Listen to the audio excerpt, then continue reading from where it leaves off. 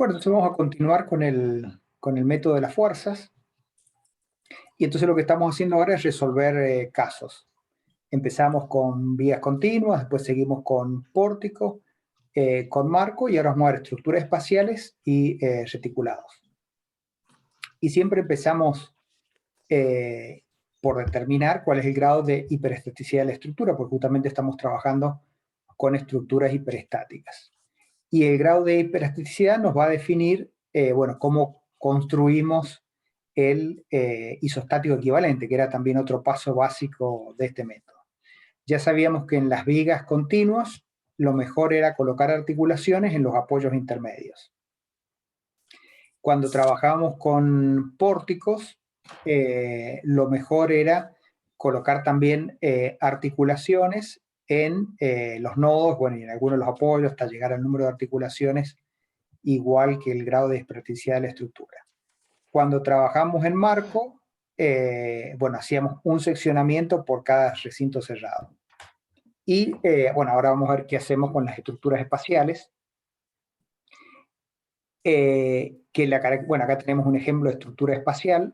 Básicamente, ¿qué caracteriza la estructura espacial? Bueno, que la carga, el plano de donde van actuando las cargas, no está en el plano donde está la estructura. Por ejemplo, esta estructura puede estar en el plano horizontal y nosotros podemos cargar, por ejemplo, en el plano vertical. Así que esa es la característica de las estructuras espaciales.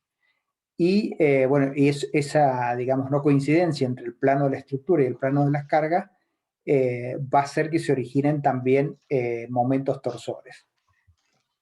Y bueno, y además como estamos en el espacio, ya entonces tenemos los esfuerzos internos en distintas direcciones. Por ejemplo, tomemos esta sección transversal que podría ser de esta viga, y entonces acá podemos definir el eje Z, que está en el eje axial, el eje Y en el eje vertical y el eje X en el eje, bueno, perpendicular al plano ZY.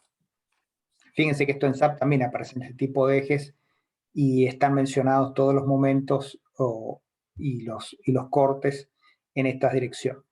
Entonces, ¿qué podemos tener como esfuerzo interno si actúa cualquier acción fuera del plano donde está la estructura? Bueno, el axial NZ. N de axial, Z porque está en el eje Z. Después podemos tener los esfuerzos de corte. Fíjense que en SAP dice Q o corte en el eje 1, 1 y 2, 2. Bueno, acá si este es el eje Y, tendremos un corte Y o un corte en la dirección X. Y bueno, y después tenemos los momentos flectores. Este momento flector, que fíjense, está girando respecto al eje X, entonces el MX. Después tenemos este otro momento flector, que sería como que gira en el plano horizontal, está girando alrededor del eje Y, entonces MI. Y este momento, que este es torsor, porque fíjense que actúa en el plano de la sección transversal, entonces acá aparece el momento torsor, como gira alrededor del eje Z, es el MZ.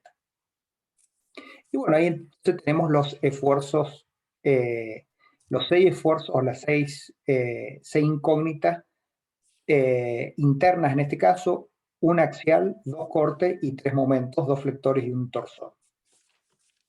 Ahora, si consideramos estructura, que es lo que vamos a hacer en las prácticas, donde solamente tenemos cargas en el plano vertical, o sea, un plano perpendicular al plano de la estructura, bueno, hay ciertos momentos que van a ser cero y, bueno, nos van a quedar, por ejemplo, bueno, acá está representado en general, enseguida vemos la simplificación. Pero hay ciertos momentos entonces que se van a anular y entonces se van a disminuir el número de incógnitas. Como se hace en SAP, fíjense, el momento Z, yo lo puedo representar también por un vector que está en la dirección del eje respecto al cual está aplicado el momento, y le agrego doble flecha para indicar que no es un axial, sino un momento. En este caso, un momento torsor. También el momento MI lo puedo representar, como también está en SAP, un vector con doble flecha. Y este momento MX, bueno, de igual manera. Entonces, Esto para darme cuenta de cómo es el giro de, digamos, la sección respecto a los ejes que estoy considerando. Y bueno, también se puede hacer esta representación como está también en SAP. Bueno, entonces tengo 6, había dicho, para cargas cualesquiera, que pueden estar en cualquier plano respecto del plano de la estructura. Tengo 6 incógnitas internas y también en esta estructura hiperestática, si tuviésemos una estructura en el plano y esto está empotrado, como es la estructura original, yo digo, bueno, en el plano tengo el número de incógnitas 3, número de ecuaciones 3, porque hay una sola chapa, tengo 3 grados de hiperestaticidad. Pero en el espacio es 6, tengo 6 incógnitas, bueno, o sea, tengo en este caso 6 incógnitas hiperestáticas, porque estoy en el plano. Acá tendría 6 acá más 6 acá, tendría 12 incógnitas y las ecuaciones son 6, bueno, me quedan 6 incógnitas. O sea, la fórmula que veníamos utilizando era en el plano, ahora tengo que usar el grado de hiperestaticidad en el espacio. Entonces son 6 incógnitas y no 3, por esta razón de que estamos trabajando en el espacio. Ahora, como nosotros decíamos, cuando teníamos un pórtico, lo que convenía hacer en el isostático equivalente era agregar articulaciones, tantas articulaciones como sea el grado de hiperestaticidad. Acá, como en el caso del marco, conviene hacer un seccionamiento. Y entonces, bueno, vamos a tener lo que veíamos recién. Si esta es la sección de seccionamiento, bueno, va a aparecer el axial, los 3 momentos, 2 flectores y un torsor, y los esfuerzos de corte. Bueno, son los que están acá. El X1 son los axiales, X4 es el momento torsor, X2 es el corte, X3 es el corte, por supuesto acá están las reacciones o el equivalente. X5 es el momento, el MI sería acá, que está acá también, y el X6, que es momento, correspondería acá al MX. Entonces tengo acá identificar las incógnitas, que como decíamos son 6, porque estoy trabajando en el espacio y no en el plano. Así que ya empezamos a hacer grado de hiperestaticidad, en este caso 6, y no 3 porque estoy en el espacio. Isostático equivalente conviene hacer un seccionamiento. Y ahí pongo en evidencia las 6 incógnitas, que como decíamos son un axial, 2 de corte, 1 de momento torsor, 1 de momento respecto al eje Y, otro de momento respecto al eje X. Y esas son las 6 incógnitas, en este caso de esfuerzo interno, que es análogo a lo que pasaba también cuando consideraba el marco. Ahora, bueno, también, como decía recién, si yo voy a trabajar con estructuras que tienen cargas sola en un plano perpendicular, donde está el plano de la estructura, se van a reducir las incógnitas. Entonces podemos ver que no va a existir el axial, entonces allí tengo una incógnita menos, y tampoco va a existir el corte en esta otra dirección. Este corte no va a ser porque las cargas están actuando en forma vertical, entonces no hay tampoco va a existir este axial porque no hay cargas que estén inclinadas, sino que son todas cargas perpendiculares al plano de la estructura, y tampoco va a existir este MI, que sería un momento justamente que estuviese aplicado por cargas que no son perpendiculares a la estructura. Entonces, si dado un plano horizontal, por ejemplo, yo tengo acciones solamente en el plano vertical, no hay axiales, no hay MI y no hay Q sub X. Las incógnitas se reducen a 3. Entonces son 6 incógnitas para esta estructura, porque es básicamente una estructura que está bien potrada. Por estar en el espacio, las incógnitas son 6, pero por las clases de cargas que vamos a considerar, de esas 6 hay 3 que se anulan, y entonces básicamente queda el corte, X1, X1, el momento flector acá, X2, que acá, fíjense, pasa a torsor, y el momento torsor acá, X3, que acá pasa a flexión. Entonces, bueno, dada esta estructura hiperestática, como decíamos, hacemos el seccionamiento donde está, digamos, en la unión de dos vallas. Hay uno, no sé si alguien puede silenciar los micrófonos. Entonces, hacemos el seccionamiento y, bueno, aparecen estos esfuerzos. Esto también, bueno, es importante. Fíjense, este momento, X2, es el mismo que el X2. Por supuesto, este es horario antihorario. Fíjense, este momento respecto de esta viga produce flexión. Se va a traccionar acá arriba, bueno, si dejáramos actuar, esta viga se deformaría así. Pero este X2 respecto de esta otra viga está produciendo una torsión porque está en el plano de la sección transversal. Lo mismo, este X3 respecto a esta viga produce torsión y va a ser igual a este X3, pero este X3 en esta viga produce flexión. Entonces vamos a ver que en el nudo, por ejemplo, en esta unión de estas dos vigas, cuando analicemos el diagrama de momentos flectores, no va a haber una continuidad, un equilibrio de nudos, como lo veíamos cuando solamente teníamos, no existía el torsor, por ejemplo, en los pórticos, sino que acá va a haber un salto porque, por ejemplo, este momento flector en esta viga pasa a este otro momento flector. Entonces acá voy a tener un X2 y acá voy a tener un X3 que van a ser distintos, entonces va a haber un salto. ¿Por qué? Es donde está el equilibrio, que este X2 es en realidad el X2 de torsor en la otra viga. Eso también para analizar los resultados, vamos a ver entonces un salto en el diagrama de momento flector. Pero entonces, bueno, hasta ahora estamos haciendo estructura espacial, isostático equivalente con un seccionamiento, en este caso en la sección central, para que nos quede una simetría de la estructura. Aparecen, en este caso que tendríamos 6 incógnitas hiperestáticas, aparecen las 6 incógnitas hiperestáticas de axial, corte, momentos flectores y torsores, pero si limitamos nuestro caso de estudio a cargas perpendiculares al plano de la estructura, bueno, vamos a tener 3 incógnitas hiperestáticas que son los cortes, momento flector y torsor. Así que eso es lo que primero tenemos que calcular para después aplicar lo mismo de siempre por superposición de los efectos, la acción de los extremos, bueno, en esta estructura, más la acción de los extremos en la otra estructura, por la X, nos va a dar la acción de los extremos que queramos calcular en toda esta estructura.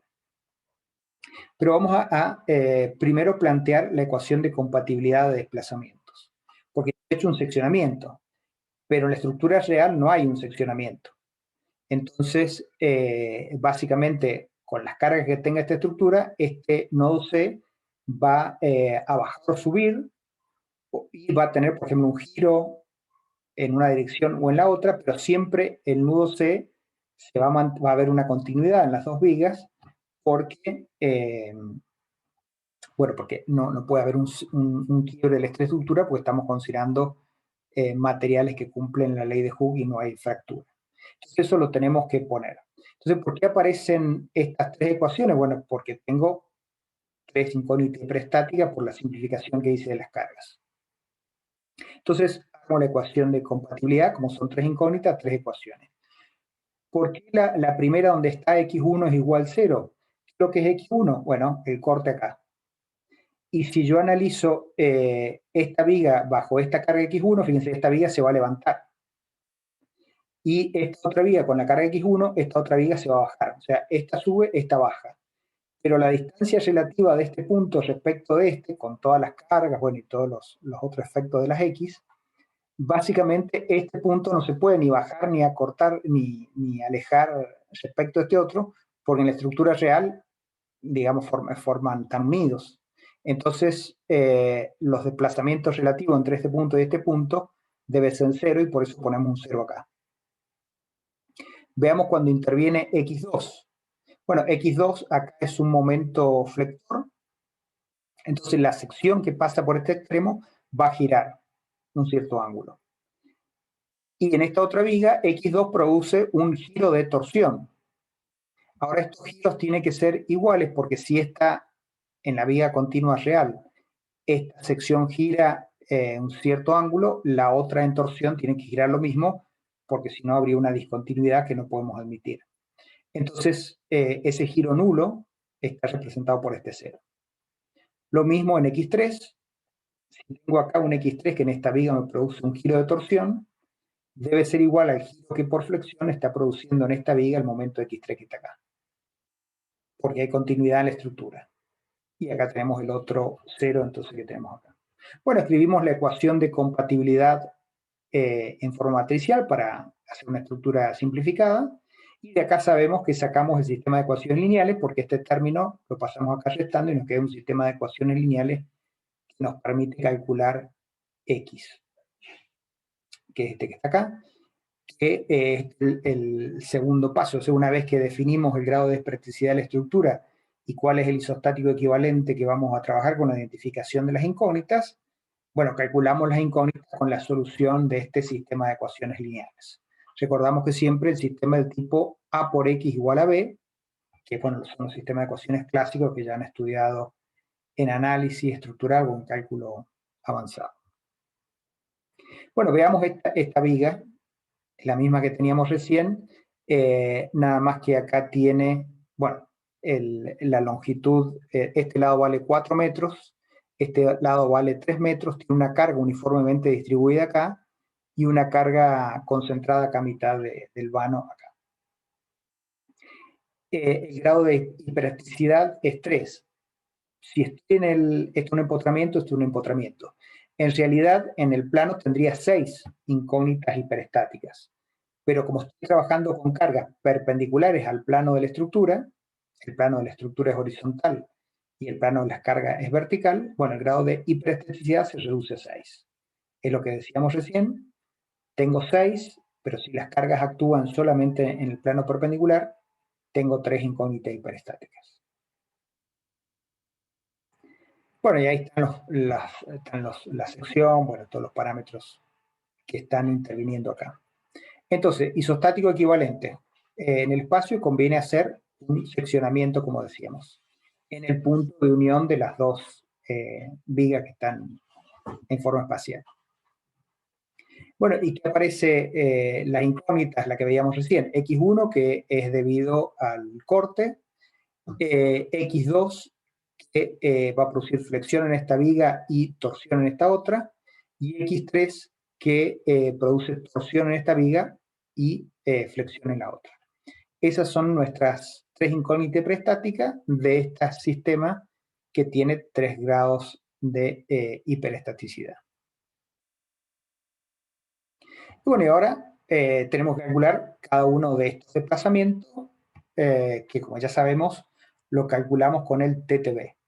O sea, el cálculo de desplazamiento aplicamos el teorema de los trabajos virtuales. Y bueno, vamos a ir viendo algunos, están acá mostrados todos, pero vemos algunos. Por ejemplo, el delta 1,0. Recordamos esta nomenclatura, esto es desplazamiento en la dirección de la incógnita 1 cuando actúa el sistema exterior de carga, que lo simbolizamos con un 0. Entonces, ¿cuál es la incógnita 1? Es la fuerza que está actuando de corte en la dirección vertical. ¿Cuál es el sistema exterior de carga? En esta viga, carga uniformemente distribuida, en esta viga, carga puntual. Si hago un seccionamiento acá y tengo una viga empotrada y libre que tiene una carga uniformemente distribuida, como tracciona la parte de arriba, el diagrama de aumento es parabólico de esta forma. Y este valor es Q por L sobre 2. Básicamente, como actúa tracción arriba, lo dibujo para arriba y es parabólico porque la carga es distribuida. Acá tengo una viga simplemente empotrada libre que tiene una carga aquí. Bueno, también esta carga produce que se traccione arriba, o sea que el diagrama lo tengo que dibujar acá arriba, y será lineal 60 por 2. 60 por, no me acuerdo cuánto era esta longitud, 1,5. Bueno, 60 por 1,5 da 90. Y acá tengo este diagrama. Entonces, este es el diagrama correspondiente al sistema deformante, porque estoy calculando con los sub-0. Y ahora quiero calcular el desplazamiento en la dirección de la incógnita 1, es decir, quiero calcular cuánto se desplaza este extremo respecto de este otro, porque son desplazamientos relativos, porque estoy con x1 acá y x1 acá. Si hubiese un solo x1 sería absoluto, pero acá tengo x1. Entonces, ¿qué dice el TTB? Bueno, calcule los diagramas de momento respecto del sistema deformante. Ahora, en el sistema no deformante, aplico una carga unitaria en la dirección de donde quiere calcular el corrimiento. Como quiero calcular el corrimiento vertical, aplico una carga 1 para arriba y esta carga 1 para abajo. Como esta carga es 1 para arriba, bueno, tracción abajo, el diagrama lo dibujo para abajo. Esto tenía 4, 1 por 4, 4 es esta ordenada. Si esto actúa para abajo y tenía 3, 1 por 3, este es el diagrama que tengo en el sistema no deformante. El corte lo desprecio porque estoy trabajando con una sección donde el corte básicamente me doy cuenta porque el H no es mucho más grande que el B, entonces ya sé que el corte no va a tener influencia. Y no hay axial, porque como decíamos, como las cargas están perpendiculares a la estructura, no existe, no tenemos influencia del axial. Hay torsor, pero fíjense, esta carga no produce torsor. Esta carga, si acá está cortado, no produce torsor, esta carga tampoco produce torsor, o sea que el torsor, como no hay en el sistema deformante, por más que yo aplique un momento acá para que produzca torsor, no va a intervenir porque no hay diagrama del sistema M, y entonces va a dar 0. Entonces termina allí el cálculo del delta 1, 0. Bueno, integro esto con esto, y calculo el delta 1, 0. No sé si tienen alguna duda de este cálculo de desplazamientos. Sí. Sí, o sea, analizando la viga de la izquierda, Sí, tenemos un vamos a, si hacemos el TTB, integramos los diagramas, tenemos un delta 1, 0, al igual que con lo de la derecha. Los dos resultados tenemos que sumarlos. claro, se suman los dos resultados, porque básicamente, digamos, esto como sería Saben como lo una mismo. sola estructura que está. Entonces Bien, suma bien, la bien. integración de este con este más este con este. Listo, perfecto. Fíjense, en el delta 2 sub 0 y el delta 3 sub 0 siempre sigue siendo el desplazamiento en la dirección de 2 respecto al sistema exterior de carga. El desplazamiento en la dirección de 3 respecto al sistema exterior de carga. O sea que en delta 2 0 y en delta 3 0 este sistema no cambia. Porque el sistema exterior de carga, carga distribuida, carga puntual, carga distribuida, carga puntual. El sistema deformante no cambia. Lo que tiene que cambiar es el sistema no deformante, porque acá si quiero calcular en la dirección de 2, la dirección de 2 es un momento acá y un torsor acá. Entonces, bueno, eso es lo que tengo que aplicar. Entonces, en la dirección de 2, me fijo acá, dice el TTB, si usted quiere calcular el giro de esta sección respecto a esta otra sección, sé que es un giro porque estoy ahora aplicando momentos, entonces tiene que aplicar una carga unitaria en la dirección donde quiere calcular el giro. Entonces, me fijo cuánto vale aquí lo que es x2. Es el momento que produce una flexión en la viga 1. Entonces, un momento, como este momento es horario, produce tracción arriba. Y como es momento unitario, elijo por el TTB, bueno, me queda 1 constante porque es una viga empotrada libre. ¿Qué tengo en esta otra sección? El x2 produce una torsión, porque, fíjense acá, respecto a esta viga, produce un momento en la sección, en el plano de la sección transversal. Ahora no lo voy a usar porque esta no produce torsión. Entonces yo acá dibujo el diagrama de momento torsor 1, después lo voy a tener que integrar con 0 porque el sistema deformante no produce torsión. Entonces, por eso acá no lo dibujo. Simplemente veo la influencia del torsor, del flector. El torsor no interviene. Entonces integro esto con esto y esto con esto va a dar 0, así que integro esto con esto. Y nada más. Bueno, en el x3,0 me fijo que es lo que es el x3. El x3 es torsor acá, entonces no lo dibujo porque no voy a poder integrar con este, porque esta es de flexión. Hay que tener en cuidado que, como dice el TTB, tengo que integrar m con m raya, o m torsor con m torsor raya, pero no puedo integrar un momento flector con un torsor. Entonces, como en el sistema deformante no tengo torsor, por más que yo en el sistema deformante lo tenga, cuando lo integre con el otro, como va a 0, no lo considero. Y acá el x3 se tiene que ser 1, porque estoy con el TTB en el sistema no deformante, y produce flexión también arriba, yo le asigno magnitud 1, y bueno, entonces tengo un 1 constante allá. Entonces integro esto con esto y obtengo el x3,0. Sí, es interesante porque si uno lo hace y lo va haciendo a mano también, es como que va repasando los otros temas y bueno, se agregan algunas cosas que pueden hacer, bueno, pensar un poco más. Bueno, el delta 1,1 va a ser, como ya vimos recién, pero veamos otro. El delta 2,2, veamos este que tiene la influencia de la flexión y la torsión. Entonces, recordamos que el TTB dice, es la integral del m raya por el m, entonces tengo que considerar la flexión, del axial que no participa, el corte que lo estoy despreciando, y la integral del mt raya por el mt. O sea que debo considerar la influencia de la flexión y el torsor si existen en el sistema deformante y no deformante. Vayamos al delta 2 sub 0. Es el desplazamiento en la dirección de la incógnita 2 cuando está actuando la incógnita 2 en forma unitaria. ¿Lo que es la incógnita 2?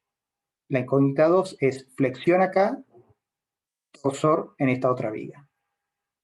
Entonces, si estoy en el TTB y quiero calcular el desplazamiento, voy a hacer un giro en la dirección de la incógnita 2, y bueno, entonces, sistema deformante actúa en esta viga un x2 igual a 1.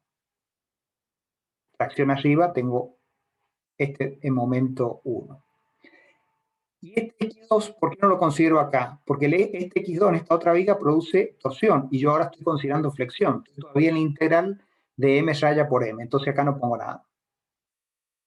¿Qué es lo que es el sistema no deformante? Debo hacer actuar en la dirección donde quiero calcular el giro un momento unitario. Entonces, si estoy en x2 y quiero calcular este giro en esta sección, bueno, aplico un momento unitario.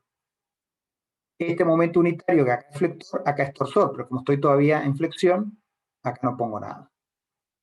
Y entonces otra vez es un momento con tracción arriba, integro este triángulo, perdón, este rectángulo y este rectángulo, y tengo la primer sumando del TTB, que es la integral del m raya por el m, bueno, sería por diferencial de x dividido de j, pero aquí tengo lo que tengo que integrar.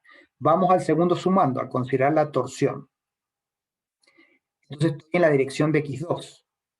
Entonces, x2 acá produce flexión, es lo que ya analicé. Vamos ahora a esta otra viga, donde el x2 produce torsión. Entonces, ahora voy a analizar m raya, m torsor raya por m torsor dividido el GJP por diferencial de x. Entonces, ¿qué tengo como sistema deformante? Una x2 igual a 1, porque estoy en el desplazamiento debido a acciones unitarias. Entonces tengo un torsor unitario. Este torsor, como está dibujado acá, es negativo, entonces le asigno un momento de torsor negativo a esta sección. ¿Qué tengo que aplicar acá para calcular el giro? Bueno, tengo que aplicar un giro unitario en la dirección de x2. Entonces aplico también un giro antihorario. Integro este por este. Nada más que aquí voy a hacer la integral, como decíamos, de esto por diferencial de x dividido GJP. Y acá hago la integral de esto por diferencial x dividido EJ. Eso es, cuando interviene la flexión, interviene el módulo E y el parámetro de la sección momento de inercia. Cuando estoy en torsión, interviene el G e interviene el módulo de torsión o módulo de Seinbach. Entonces, la suma de esta integral dividida por EJ más la suma de esta integral dividido EGJP, lo que me da el delta 2,2. Acá sí interviene entonces la flexión y la torsión, o sea, de los 4 términos de la deformación elástica del TTB, sí son distintos de 0, 2 de los sumandos, el que corresponde a la flexión y el que corresponde a la torsión. El axial no hay, es 0, y el corte está despreciado. Si no, también lo tendría que calcular. Bueno, y así, por ejemplo, con el delta 3,3, fíjense, este también, delta 3, ¿dónde produce flexión? En esta viga. Entonces acá, cuando hago la flexión, calculo esto con esto, dividido EJP. Pero también el X3 en esta otra viga produce torsión. Y ahora, fíjense, este X3 tiene sentido horario, por lo tanto la torsión la considero positiva. Integro este con este y los divido por GJT. Entonces, esta integral dividido EJ más esta integral dividido GJT me da el delta 3,3. Y bueno, y después están los acá los que están intermedios, como sabemos por Maxwell va a ser igual 2,1. Bueno, acá me faltó el gráfico, pero en este caso es el 1,2.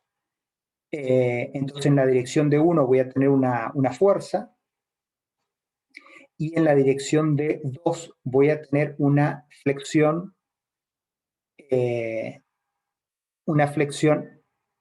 en esta dirección. ¿Por qué no interviene acá la torsión? Porque el sistema deformante no produce torsión. Entonces, por más que yo considere la torsión el sistema no deformante, cuando integre no voy a tener nada con integrar en el sistema deformante, entonces, bueno, no va a aparecer la torsión. Y bueno, y así pueden ver los otros 1,3, hay un análisis parecido, 2,3, y bueno, así se pueden calcular entonces fácilmente los otros desplazamientos. Entonces, hay algunos que son giros, hay algunos que son corrimientos, depende de cuál sea la incógnita que estemos calculando. Y después entonces, si tengo todos estos valores delta x, xu y delta x sub 0, las incógnitas son los x. Calculo los x y después lo que hago es aplicar la superposición de los efectos, y entonces las acciones de extremo en el isostático equivalente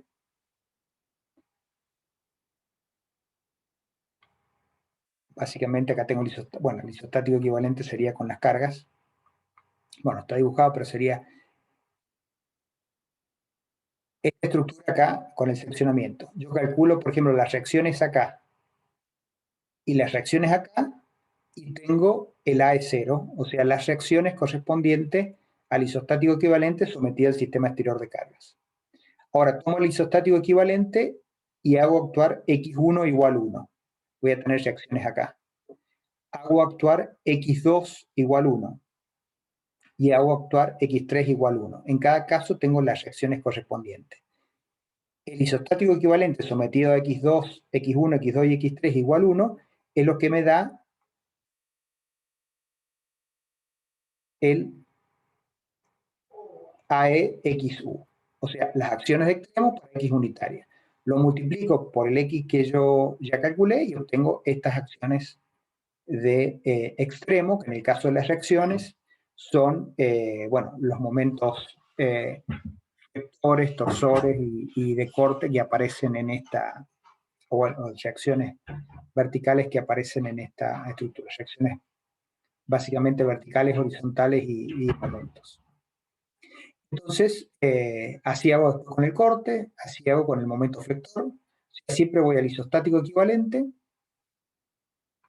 hago el mismo método que ya venía haciendo antes. Con esta estructura con seccionamiento acá, calculo momento flector en los extremos, momento flector en los extremos, corte en los extremos, corte en los extremos, momento torsor en los extremos, momento torsor en los extremos, hago x1, x2 y x3 igual 1 y calculo los momentos torsores, flectores, corte y axial, bueno, sabemos que es nulo, en los extremos para las x igual 1 y después lo multiplico por el valor de x, como dice la ecuación, y obtengo entonces todas las acciones de extremo que, bueno, que están indicadas en estas fórmulas, que simplemente es la superposición de los efectos. Bueno, acá está el diagrama de corte, entonces después yo solamente he obtenido este valor y este otro valor. ¿Cómo hago para obtener el esfuerzo de corte dentro de cada viga? Bueno, como acá tengo una carga uniformemente distribuida, yo sé que la variación es lineal, y acá, bueno, la variación es así, hasta que ahí está el salto por la carga concentrada acá. Recordamos que esto nosotros lo dibujaríamos de acuerdo a nuestro criterio bueno, al revés. Pero bueno, es un tema de convención.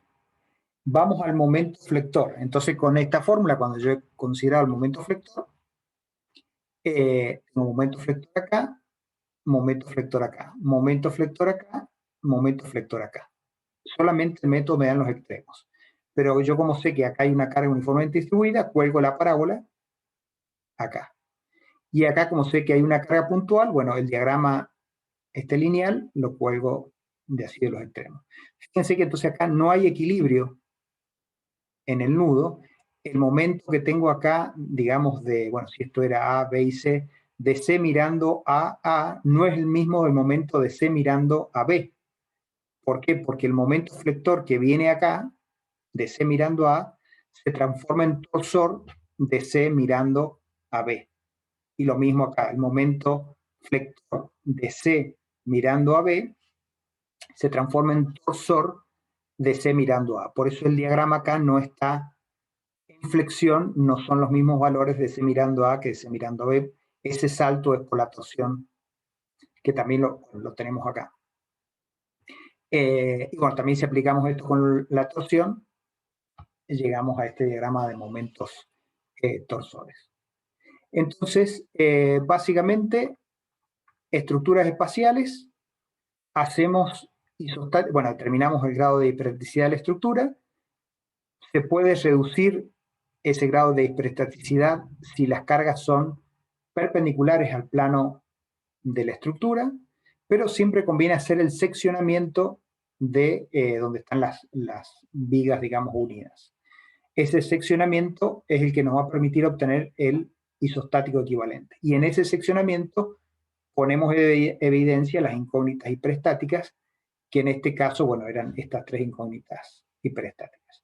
Y después hacemos lo de siempre, planteamos la ecuación de compatibilidad de desplazamiento para indicar que tanto el desplazamiento relativo entre estos dos puntos, como el giro de esta sección respecto de esta sección, como el giro en este sentido respecto al giro en este sentido, debe ser, el giro relativo es nulo, o sea, puede tener un giro, la estructura acá, o un desplazamiento, pero siempre entre las dos secciones correspondientes van a ser iguales, porque este punto se mantiene continuo, porque no hay fractura, porque estamos en campo elástico. Entonces esos desplazamientos deben ser cero, esos desplazamientos relativos que estamos considerando.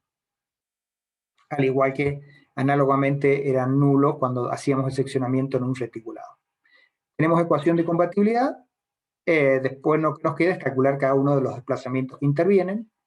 Entonces lo que tenemos que hacer es calcular esos desplazamientos teniendo en cuenta que ahora del TTB vamos a usar la fórmula de integral de m raya por m y la fórmula de la integral de m torsor raya por m torsor.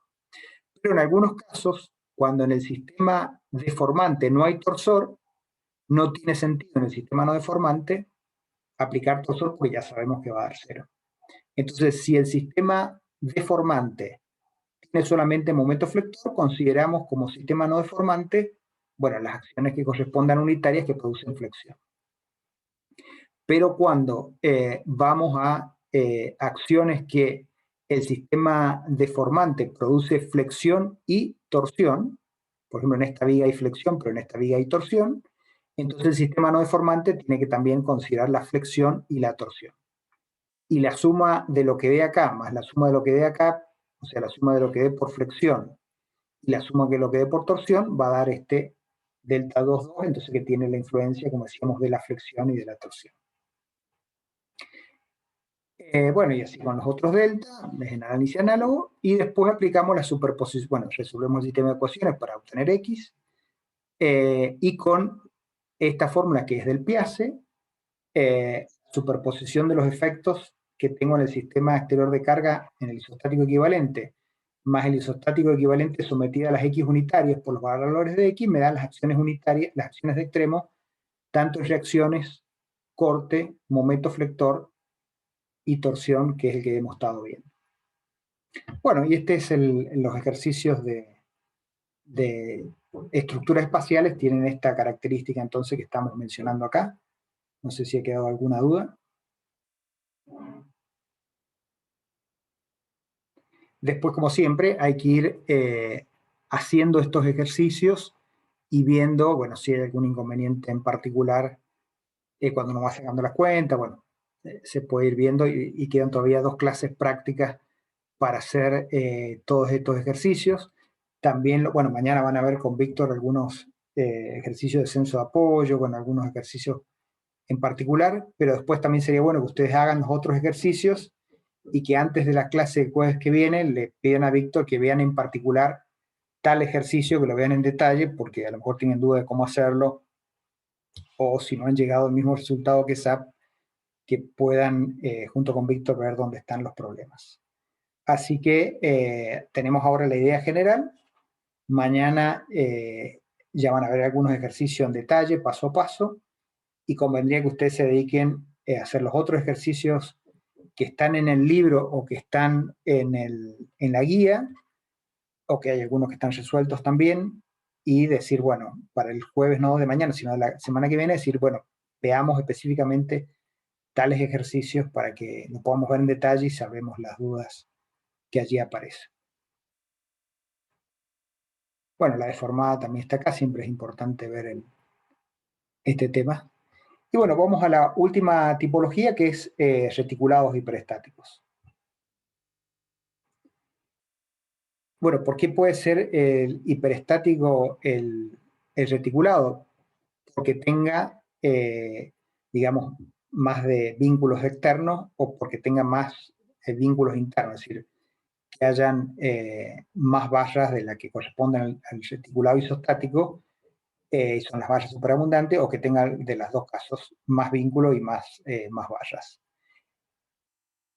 Las barras son imprescindibles, porque si yo las elimino, estas que son superabundantes, queda una parte de la estructura inestable, entonces ya no la puedo sacar. Superfluas, que son barras o vínculos que, bueno, que no son imprescindibles, que si yo las elimino, la estructura sigue teniendo un comportamiento de equilibrio, digamos. Entonces, el isostático equivalente es, si hay exceso de vínculos, bueno, vamos a eliminar esos vínculos, y si hay barras superabundantes, vamos a eliminar esas barras superabundantes siempre que no nos ocasionen una inestabilidad de la estructura. Vamos a estudiar solamente el método de seccionamiento de barras, el otro no lo vamos a estudiar, está planteado acá, pero no lo estudiamos. Con un método es suficiente para considerar este análisis. Bueno, ahí está planteado, pero nosotros vamos a considerar el del seccionamiento. Entonces, por ejemplo, este es un reticulado.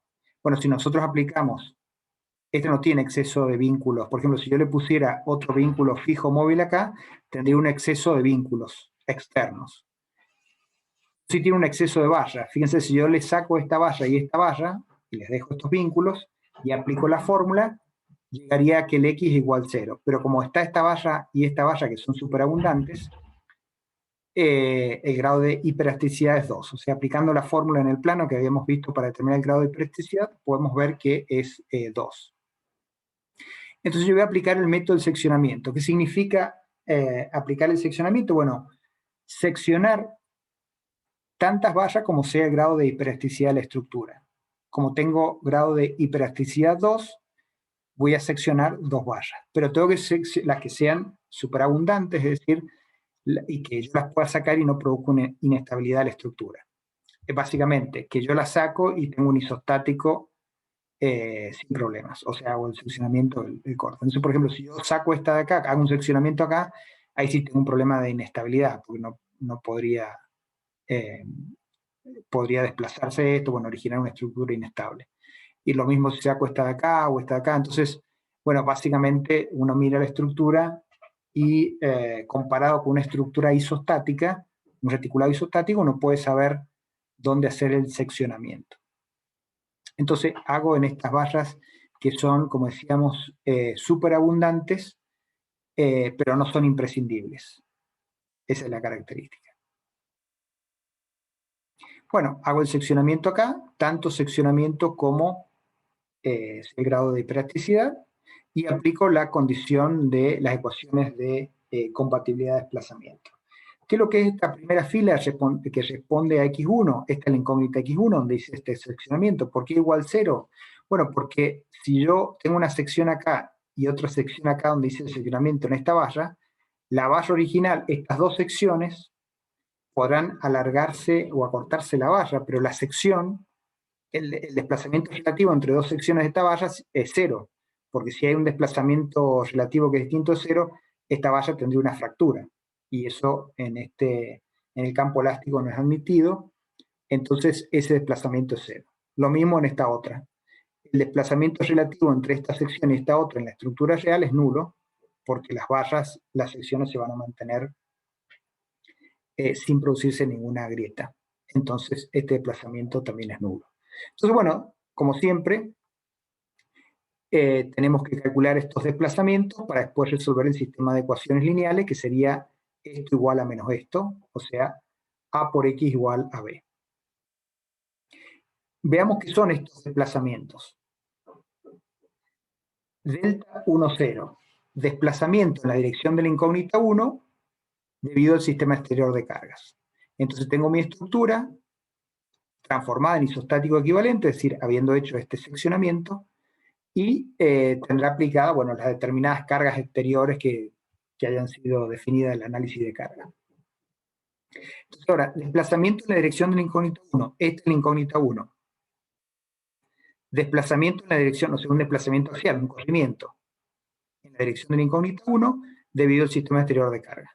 Entonces, tengo la estructura original que la he seccionado, o sea que acá tengo un isostático, y en ese isostático yo, con el sistema exterior de carga, puedo calcular cuánto se desplaza esta sección respecto a esta otra, delta 1, 0. Y también puedo calcular cuánto es el delta 2 sub 0, es decir, cuánto es el desplazamiento, debido a la incógnita 2, en la dirección de la incógnita 2, cuando actúa el sistema exterior de cargas. Por el TTB yo puedo calcular estos desplazamientos, porque ya vimos cómo calcular desplazamientos en reticulados isostáticos en la unidad anterior. Vamos a los otros, por ejemplo, delta 1, 1. Desplazamiento en la dirección de la incógnita 1 cuando actúa una X1 unitaria. Por eso está el delta minúscula y no el mayúscula. ¿Cuál es la incógnita 1? Esta. Entonces, desplazamiento en la dirección de 1 cuando actúa X1 igual 1. ¿Qué es lo que es delta 2, 1? Desplazamiento en la dirección de la incógnita 2 cuando actúa X1 igual 1. Bueno, delta 2, 2 es desplazamiento en la dirección de 2 cuando actúa un X2 igual 1. Delta 1, 2, desplazamiento en la dirección de la incógnita 1 cuando actúa delta 2 igual a 1. Y esos son los desplazamientos que tengo que calcular. Calculo estos desplazamientos, resuelvo el sistema, obtengo X1, aplico superposición de los efectos y obtengo las acciones de extremo, que en este caso van a ser los esfuerzos en las barras directamente. Bueno, esto como decíamos, no lo vamos a ver. Acá tenemos el sistema de ecuaciones. Y veamos el ejemplo, que está también el trabajo práctico. Fíjense, si yo elimino esta barra o alguna de estas dos, la 7 o la 8, el reticulado sería isostático, o sea que tiene una valla superabundante más. Y estas vallas que no son imprescindibles, porque como decíamos, si yo le quito esta, sigue siendo isostático. Ahora no le puedo quitar la 2 o la 1, porque ahí sí, estas barras, la 1, la 2, la 9 y la 10 son imprescindibles. Entonces, esa no la puedo quitar y, bueno, tengo esta situación de que o hago un seccionamiento en la 7 o hago un seccionamiento en la 8. ¿Por qué voy a hacer un solo seccionamiento? Bueno, porque si calculo el grado de hiperelasticidad con la fórmula que ya vimos en la unidad número 1, voy a ver que el grado de hiperelasticidad es 1, entonces tengo que hacer un solo seccionamiento. Bueno, el seccionamiento que voy a hacer es en la barra 7. Acá está. Como tengo una sola incógnita hiperestática, la ecuación de compatibilidad es delta 1, 0 más delta 1, 1 por X1 igual 0. Entonces vamos a calcular delta 1, 0. Es el desplazamiento en la dirección de la incógnita 1 cuando en el sistema exterior de cargas actúan, bueno, las cargas que están actuando. Entonces, siempre trabajo en el isostático equivalente. Isostático equivalente, ¿por qué? Porque al haber hecho este seccionamiento, la estructura me queda isostática. Pero está aplicada acá la carga de 9 toneladas. Bueno, ya en el práctico porque está hecho con, queda 90 kilonewton, pero bueno, el mismo en otra unidad. Entonces, yo quiero calcular este desplazamiento. ¿Cuánto varía en la separación entre estas dos secciones cuando actúa en el isostático a la carga de 9? ¿Qué me dice el TTB? Bueno, tengo que en el isostático equivalente calcular cuánto valen los esfuerzos en cada una de las barras cuando actúa la carga de 9 acá. Bueno, tengo el E por F que está dado como dato, la longitud. Calculo entonces todos los esfuerzos en cada una de estas barras. ¿Cómo lo hago? Con lo que vimos en la unidad número 1. A sub S por S igual a menos P. En este caso menos P es esta carga. El A sub S, bueno, corresponde a los cosenos y senos directores de cada barra. De esa manera calculo el delta 1, 0. O el delta I sub 0. Pero necesito un sistema no deformante. ¿Cuál es el sistema no deformante? ¿Qué me dice el TTB? Bueno, de los términos del TTB, como solamente tengo axiales, solamente voy a tener que calcular la integral de n raya por n por diferencial de S dividido EF. Como S raya o n raya y n son constantes, lo saco fuera de la integral y me va a quedar la integral de diferencial de S, que es la longitud. Por eso, bueno, aparece la fórmula de cálculo de desplazamiento, que es esa que está acá. El desplazamiento en la dirección de 1, 0 es la sumatoria de los S que tengo en cada barra en el sistema no deformante por los S del sistema deformante por la longitud dividido el EF.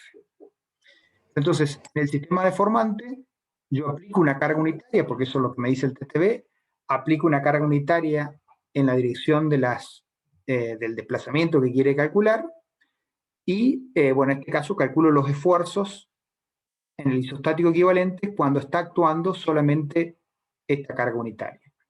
Yo esto también lo podría resolver por A sub S por S igual menos P, pero si no, digamos acá tengo un cuadrado donde están actuando estas dos diagonales, digamos que este cuadrado con esta fuerza queda, bueno, las acciones van a quedar acá en este cuadrado y estas van a ser 0, porque todo queda restringido a este cuadrado. Entonces, si acá en esta barra que es la 7 le estoy aplicando una carga 1, bueno, en la barra 7 va a aparecer un 1. Y en la barra 8, bueno, también va a aparecer un 1 porque por equilibrio va a aparecer acá.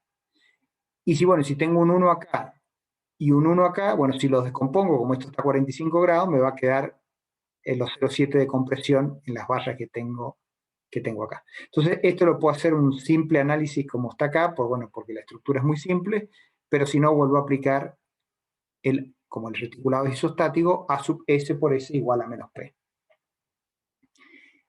Entonces tengo del sistema deformante los esfuerzos en cada una de las barras cuando actúa la carga externa, en este isostático equivalente que es habiendo seccionado la barra que yo elegí. Fíjense, la barra 7 vale,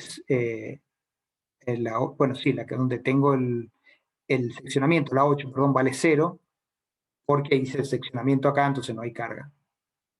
Todas las demás las he obtenido isostático equivalente resuelto A sub S por S igual menos P, siendo menos P la carga que corresponde a este valor. Y como sistema no deformante, es el mismo isostático equivalente, pero ahora con las cargas unitarias en la dirección donde hice el seccionamiento. Resuelvo esto, obtengo esto acá. El TTB, como decía recién, es estos esfuerzos por los L dividido el F, la suma de todo esto me da el desplazamiento. Esto viene, como decíamos, cuando yo analizo la deformación elástica, me queda la integral de n raya por n por diferencial S dividido E por F. Como los n, que ahora le llamamos S, son constantes, salen fuera de la integral, bueno, queda esta fórmula. Se deduce de una manera muy simple. Así que acá tengo los desplazamientos delta 1, 0. ¿Cuál va a ser el desplazamiento delta 1, 1? Bueno, es el desplazamiento en la dirección de la incógnita 1 cuando actúa la incógnita x1 igual 1. Entonces, el sistema deformante y el sistema no deformante es el mismo. Entonces, tengo el SI, que es el que ya calculé recién, no varía. Pero ahora cuando voy a aplicar el TTB, sería este valor por los L dividido F. Y bueno, hago la operación del TTB y obtengo ahora cuánto vale este desplazamiento. Bueno, después acá espejo, x1 va a ser, en este caso no resuelve un sistema porque es una sola ecuación, menos delta 1, 0 dividido delta 1, 1. Entonces en este caso x1 igual a 3,44. Como estoy trabajando en tonelada, quiere decir que la fuerza, como es positivo, es de tracción, en la valla 8, o la valla, bueno, no, la valla 7 sería, vale este valor en toneladas 3,44. Pero tengo el valor en interperestática, pero yo quiero conocer los esfuerzos internos en todas las vallas de este hiperestático que tengo inicialmente. Entonces, ¿qué hago? Bueno, aplico la segunda parte del método, que es Sí, amor, si estoy... las acciones de extremos es igual a E0 más EXU por X. ¿Qué sería E0? Esfuerzos axiales en el isostático equivalente cuando actúa el sistema exterior de carga. Ya lo tengo calculado. Este es el isostático equivalente, sistema exterior de carga, estos son los esfuerzos. Esto sería el AE0. Acciones de extremo, que en este caso son lo mismo en cualquier parte de la valla. Acciones de extremo cuando en el isostático equivalente actúa la carga externa. Esto entonces es AE0. AEXU, acciones de extremos cuando actúa la carga unitaria. También ya lo tengo calculado. Esto que está acá. Acciones de extremo cuando actúa la carga unitaria. Ya lo resolví acá. Bueno, esas acciones, todas esas las multiplico por X y me da, entonces sumo este vector más este otro vector y tengo las acciones de extremos, que son estas que están acá. Las acciones de extremo, bueno, las estamos llamando S, pero bueno, esta es la fórmula general para cualquier estructura. Esto sí lo expreso en forma de específicamente el reticulado. Reacciones, cuando el isostático equivalente actúa el sistema exterior de carga, perdón, esfuerzos en valla. Esfuerzos de valla cuando el isostático equivalente actúa x1 igual 1. Por el verdadero valor de x1, que ya lo calculé, bueno, me dan estos valores de esfuerzos, que bueno, coinciden con lo que da en este caso la resolución por SAP. Por supuesto, están estas vallas comprimidas, y bueno, una está traccionada, la otra está comprimida y las otras traccionadas. Así que bueno, esto es lo que hace a reticulado, bueno, acá hay la deformada de la estructura, pero esto es lo que hace a reticulado. Entonces, lo que tenemos que tener en cuenta acá es, bueno, primero calcular el grado de hiperesteticidad de la misma manera que lo hacemos en cualquier otra estructura. Y después entonces tenemos que vamos a aplicar el método del seccionamiento, excepto que tengamos vínculos superabundantes. O sea, si yo acá tuviese otro vínculo, por ejemplo, que la valla 7 o la 8 no estuvieran, yo tengo otro vínculo acá, móvil. Entonces el grado de hiperesteticidad seguiría siendo 1 porque tengo vínculos externos superfluos. Entonces, ¿cómo resolvería? Bueno, por ejemplo, saco este vínculo y le pongo la incógnita x1 acá. Bueno, en este caso hay un exceso de vallas. Entonces, de todas ellas me fijo cuáles son las superfluas, superabundante y superflua, en este caso está la 7 o la 8. Alguna de las dos elijo y hago un seccionamiento. El isostático equivalente se forma, si hay valla superabundante, haciendo un seccionamiento en la valla superabundante superflua. Y si tuviese un exceso de vínculos externos, bueno, saco ese vínculo externo o todos los vínculos externos que sean y los reemplazo por la incógnita x1, x2, las que correspondan. Y después lo de siempre. Sobre el isostático equivalente, determino, por ejemplo, las delta 1, 0, delta 2, 0, lo que corresponda. Sobre el isostático equivalente con las acciones x igual 1, determino los delta y sub j. Resuelvo el sistema de ecuaciones que permite calcular las x. Después aplico el Piace, la segunda parte, la superposición de los efectos que me indica el Piace para calcular finalmente las acciones de extremo. Pero básicamente consiste esta última parte en calcular cuáles son los esfuerzos en el isostático equivalente sometido al sistema exterior de cargas y cuáles son los esfuerzos en el isostático equivalente sometido a las cargas x1 igual 1. Con esos esfuerzos yo calculo básicamente las acciones de extremo, que son los esfuerzos axiales en las vallas, como estamos viendo acá. Y esto es todo de reticulados. No sé si tienen alguna consulta en particular.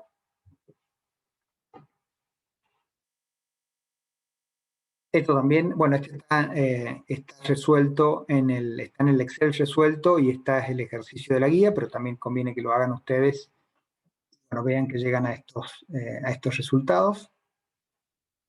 Y, bueno, y con esto terminamos esta parte, que es de la parte, digamos, principal de esta unidad, que es cómo aplicamos el método de las fuerzas en estructura, vías continuas, pórticos, marcos, vigas espaciales y reticulados. Entonces, como hemos visto en cada caso, el método de la fuerza consiste primero en determinar cuál es el grado de dispresticidad de la estructura. ¿Con qué lo hacemos? Si estamos en el plano, con la fórmula que ya la empezamos a ver en la unidad número 1. Si estamos en el espacio, con las consideraciones que hicimos recién en viga espacial.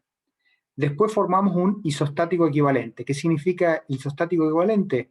Bueno, hacer un isostático donde estén puestas en evidencia las incógnitas hiperestáticas. En este caso, hay un solo grado de hiperesticidad, habrá una sola incógnita hiperestática. ¿Y dónde la ponemos en evidencia? Bueno, si estoy en una viga continua, conviene ponerla en evidencia en los vínculos internos, poner una articulación en los vínculos internos. Entonces el X1 será un momento a cada lado de esa articulación que estoy colocando. Si estoy en un pórtico es algo similar, porque coloco articulaciones en los nodos y, bueno, si hace falta, en alguno de los apoyos. Si estoy en un marco, conviene hacer un seccionamiento, y entonces las incógnitas hiperestáticas van a hacer esfuerzos internos: corte, axial, momento. Si estoy en una viga espacial, también hago un seccionamiento, nada más que aparece además como esfuerzo interno característico el momento torsor. Y si estoy en un reticulado, voy a hacer un seccionamiento de las vallas superabundantes que sean superfluas, o voy a eliminar vínculos externos que sean superfluos. Pero en cada caso coloco la incógnita hiperestática correspondiente. A partir de allí planteo la ecuación de compatibilidad de formaciones para asegurarme que de la ecuación de compatibilidad de desplazamientos, para asegurarme que los desplazamientos nulos, por ejemplo, el desplazamiento relativo de estas secciones es nulo, porque esta sección respecto de esta otra no se va a separar, porque si no habría una fractura. Entonces eso me lo asegura que todos esos desplazamientos, ya sean giros o corrimientos que son nulos en la estructura real, sean nulos acá cuando yo planteo esta ecuación de compatibilidad. A partir de esta ecuación de compatibilidad, si yo paso este vector de este otro lado, llego a un sistema de ecuaciones lineales del tipo A por X igual B, que su solución me permite obtener las incógnitas hiperestáticas. Y bueno, yo en el isostático equivalente puedo ver cuáles son los esfuerzos que actúan en el isostático equivalente sometido al sistema exterior de carga, y puedo ver los esfuerzos internos, ya sean momentos flectores, cortes, torsores, reacciones, etc. El isostático equivalente sometido a cada una de las X1 igual 1. Hago superposición de los efectos y obtengo entonces las acciones de extremo. Obtenía las acciones de extremo completo, en el caso de momento o corte, completo con lo que ya sé de la estática que pasa dentro de la barra. Y bueno, ese es todo el método de la fuerza. La teoría se demuestra con estos dibujitos en media carilla. Todo lo demás es práctica. No hay... la teoría es lo que estamos sintetizando ahora y lo que hicimos también en el video introductorio, pero sería estos dibujitos donde uno plantea la estructura original y cómo se hace igual, bueno, a la estructura, al isostático equivalente, con la identificación de la incógnita hiperestática, después aplicando la superposición de los efectos, ecuación de compatibilidad y esto que estamos viendo ahora. O sea que la teoría en media carilla se explica con uno de estos casos, y ya es esto que estamos viendo nada más. Así que esta es la parte fundamental del método. Ahora vamos a ver algunos complementos. Por ejemplo, ¿qué pasa con las estructuras simétricas? Pero bueno, acá vamos. Esta que estamos viendo es el apunte referido al estudio de casos. Pero vamos a volver al otro apunte donde están las partes de desarrollos teóricos, y entonces allí vamos a plantear también qué pasa con las estructuras que son simétricas desde un punto de vista teórico. Básicamente, lo que vemos acá son qué modificación tenemos que hacer cuando tenemos una estructura simétrica con cargas simétricas o con cargas antisimétricas. Pero es el mismo método de la fuerza, no es que vamos a hacer alguna cosa en particular. Entonces, este es un complemento. ¿Qué pasa cuando en el método de la fuerza está aplicado a estructuras simétricas con cargas cualesquiera o los casos particulares? Estructura simétrica con carga simétrica, estructura simétrica con cargas antisimétricas. Bueno, vamos a ir. Esto es una estructura simétrica. Básicamente yo trazo un eje y si lo que tengo acá, si acá pongo un espejo y veo lo que hay en el espejo, se repite en lo que tengo de este lado, lo que yo veo en el espejo acá, bueno, la estructura es simétrica. Entonces, este pórtico, por ejemplo, es simétrico respecto a este eje vertical que pasa por acá por el centro. No es simétrico respecto a un eje horizontal, pero bueno, encuentro la simetría respecto a un eje, sí la hay. Entonces, yo puedo resolver esta estructura simétrica como lo venía haciendo con el método de la fuerza, es decir, determino el grado de hiperelasticidad, coloco articulaciones en los nudos, bueno, y en uno de los apoyos, 3 articulaciones por el grado de hiperelasticidad 3, y los resuelvo como ya lo veíamos. Pero si quiero hacer uso de la simetría, voy a hacer un seccionamiento. ¿Por qué un seccionamiento? Porque quiero poner en evidencia cuáles son las incógnitas simétricas y antisimétricas. Y eso que me va a permitir resolver un sistema de ecuaciones, A por X igual a B, en forma más sencilla. Es decir, ¿qué voy a lograr aprovechando la simetría? Un cálculo reducido en tiempo computacional o en tiempo de cálculo cuando resuelvo el sistema de ecuaciones básico de este método, A por X igual B, o delta X U por X igual a menos delta X sub 0. Simplemente se trata de una reducción en los tiempos de cálculo. No hay una teoría nueva acá que estemos aplicando. Eso es lo que pasa en estructura simétrica, ya sea con cualquier carga o con carga simétrica o antisimétrica. Pero bueno, a veces como los tiempos computacionales son muy, aunque yo tengo una estructura en el espacio y que no sea de barra, bueno, cuando los tiempos computacionales son muy largos, para ahorrar esos tiempos, si yo quiero ver cómo funciona la estructura con determinados tipos de cargas, me conviene aprovechar las propiedades de la simetría para, bueno, ahorrar tiempo computacional.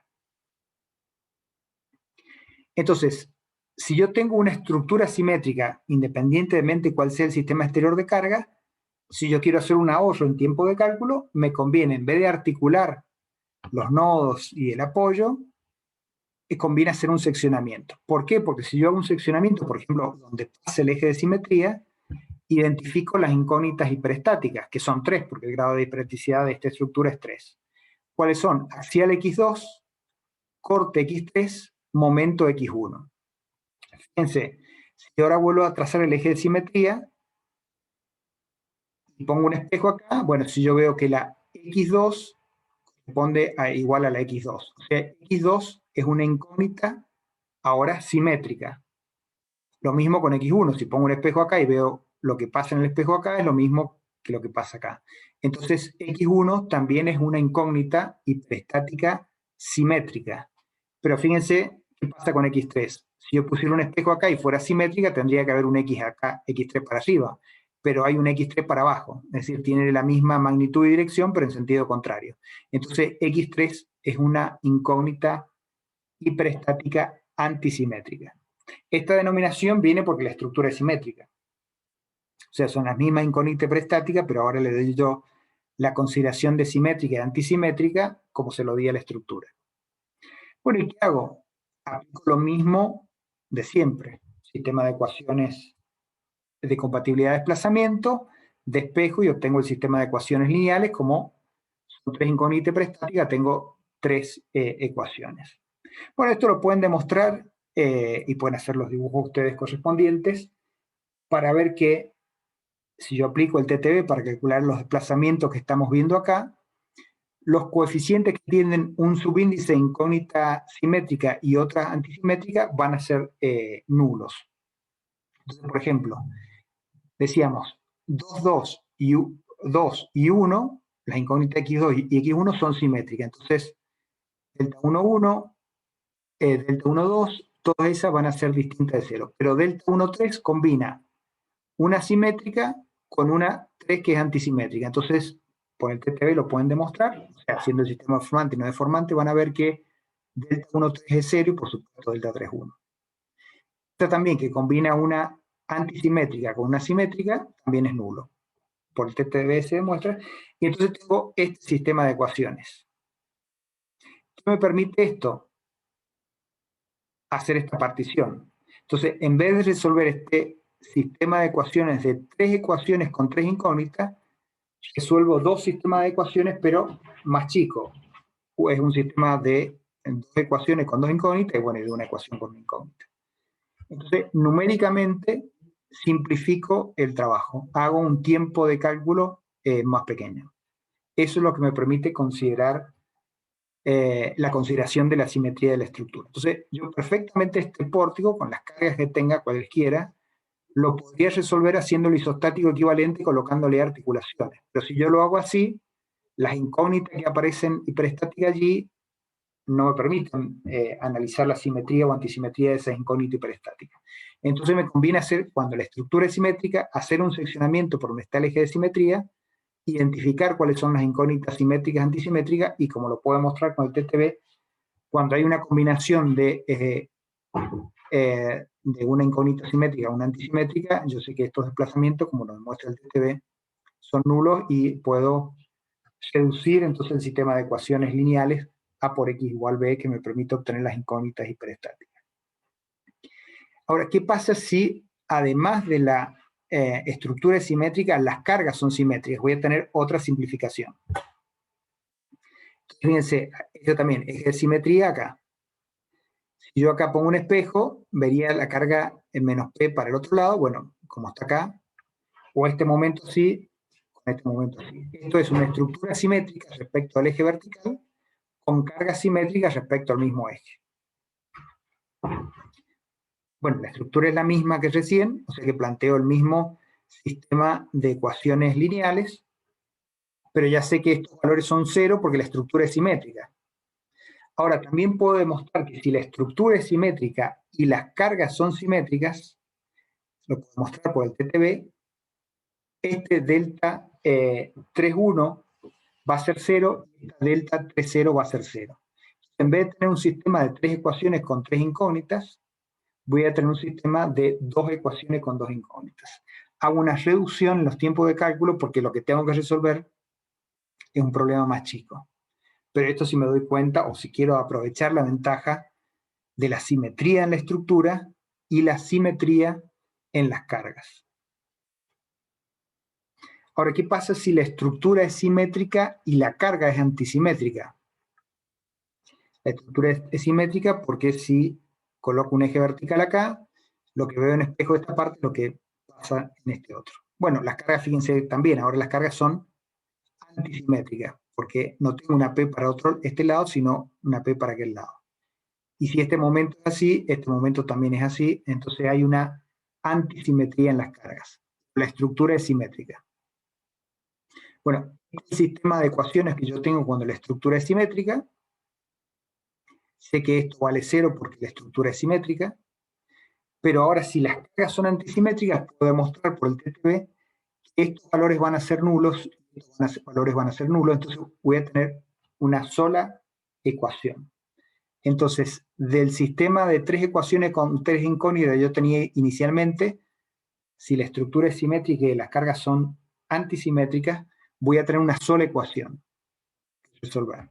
Bueno, esto me da idea de que si yo aprovecho las propiedades de simetría de la estructura simetría o antisimetría de las cargas, las incógnitas que tengo que calcular son menos. Es decir, hay un ahorro en los tiempos computacionales.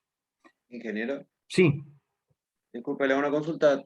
No sé si hay un error y ya lo dijo y no le presté atención. Los elementos de la diagonal de la matriz no tendría que ser delta 22 y delta 33. Los elementos de la diagonal de la matriz, aunque está anulado allá arriba. La primera. ¿En cuál de las matrices me Los decís? elementos de la diagonal. ¿Esto que está acá? Ajá. Claro, sí, hay un error acá, delta 22 y delta 32. Sí, sí. Esos son los valores bueno, el otro debe estar también, puede estar copiado, también hay un error. Bueno, gracias. Bueno, ahí está bien, pero ahí está mal. Por ahí como son las mismas matrices copiadas y adaptadas a todos los casos, por ahí se mantiene el error. Pero bueno, gracias, ahí está. No, no hay problema, porque pensé que había visto mal recién y bueno, ahí lo volví a ver. Bueno, gracias. Entonces lo que queda acá de este tema es tomar este caso y ver con el TTB, verificar que estos valores son cero cuando la estructura es simétrica, independientemente de las cargas, pero cuando las cargas son simétricas, ver también que este valor y este valor son cero, o cuando las cargas son antisimétricas, ver que estos valores son nulos. Con el TTB, si háganse un ejercicio muy simple, por ejemplo, un pórtico con una carga distribuida arriba tiene una carga simétrica, o le ponen una P acá y otra P acá, tiene una carga antisimétrica, y resuélvanlo por el TTB, haciendo por supuesto el seccionamiento acá, y van a ver que les da cero estos valores. ¿Y por qué va a dar cero? Porque en el sistema deformante van a encontrar diagramas en una de las columnas y en la otra, por ejemplo, va a dar cero. Por ejemplo, en este sistema van a encontrar que hay un momento. Pero en el sistema no deformante van a encontrar que acá no hay. Entonces, cuando integro este con el otro, como en un no tengo y el otro no, va a dar cero. Así que fácilmente se demuestra y de paso repasan el TTB para calcular estos desplazamientos. Bueno, y esto es todo lo de carga, estructura simétrica, carga simétrica y antisimétrica. O sea, no tiene nueva teoría, sino una adaptación de la teoría a una simplificación de los tiempos de cálculo en la primera parte del método de la fuerza, que es el cálculo de las incógnitas preestáticas. Lo que tengo que identificar, bueno, básicamente cómo verifico que la estructura sea simétrica o que sea antisimétrica. Fíjense, bueno, acá podemos ver algunos ejemplos. Lo vamos a ver. Algunos ejemplos también para ver qué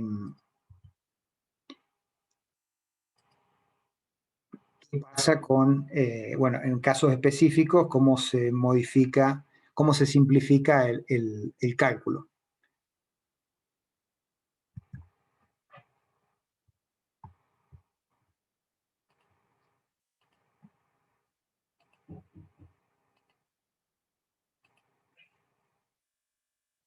Fíjense, tengo este marco, que fíjense, no tiene vínculos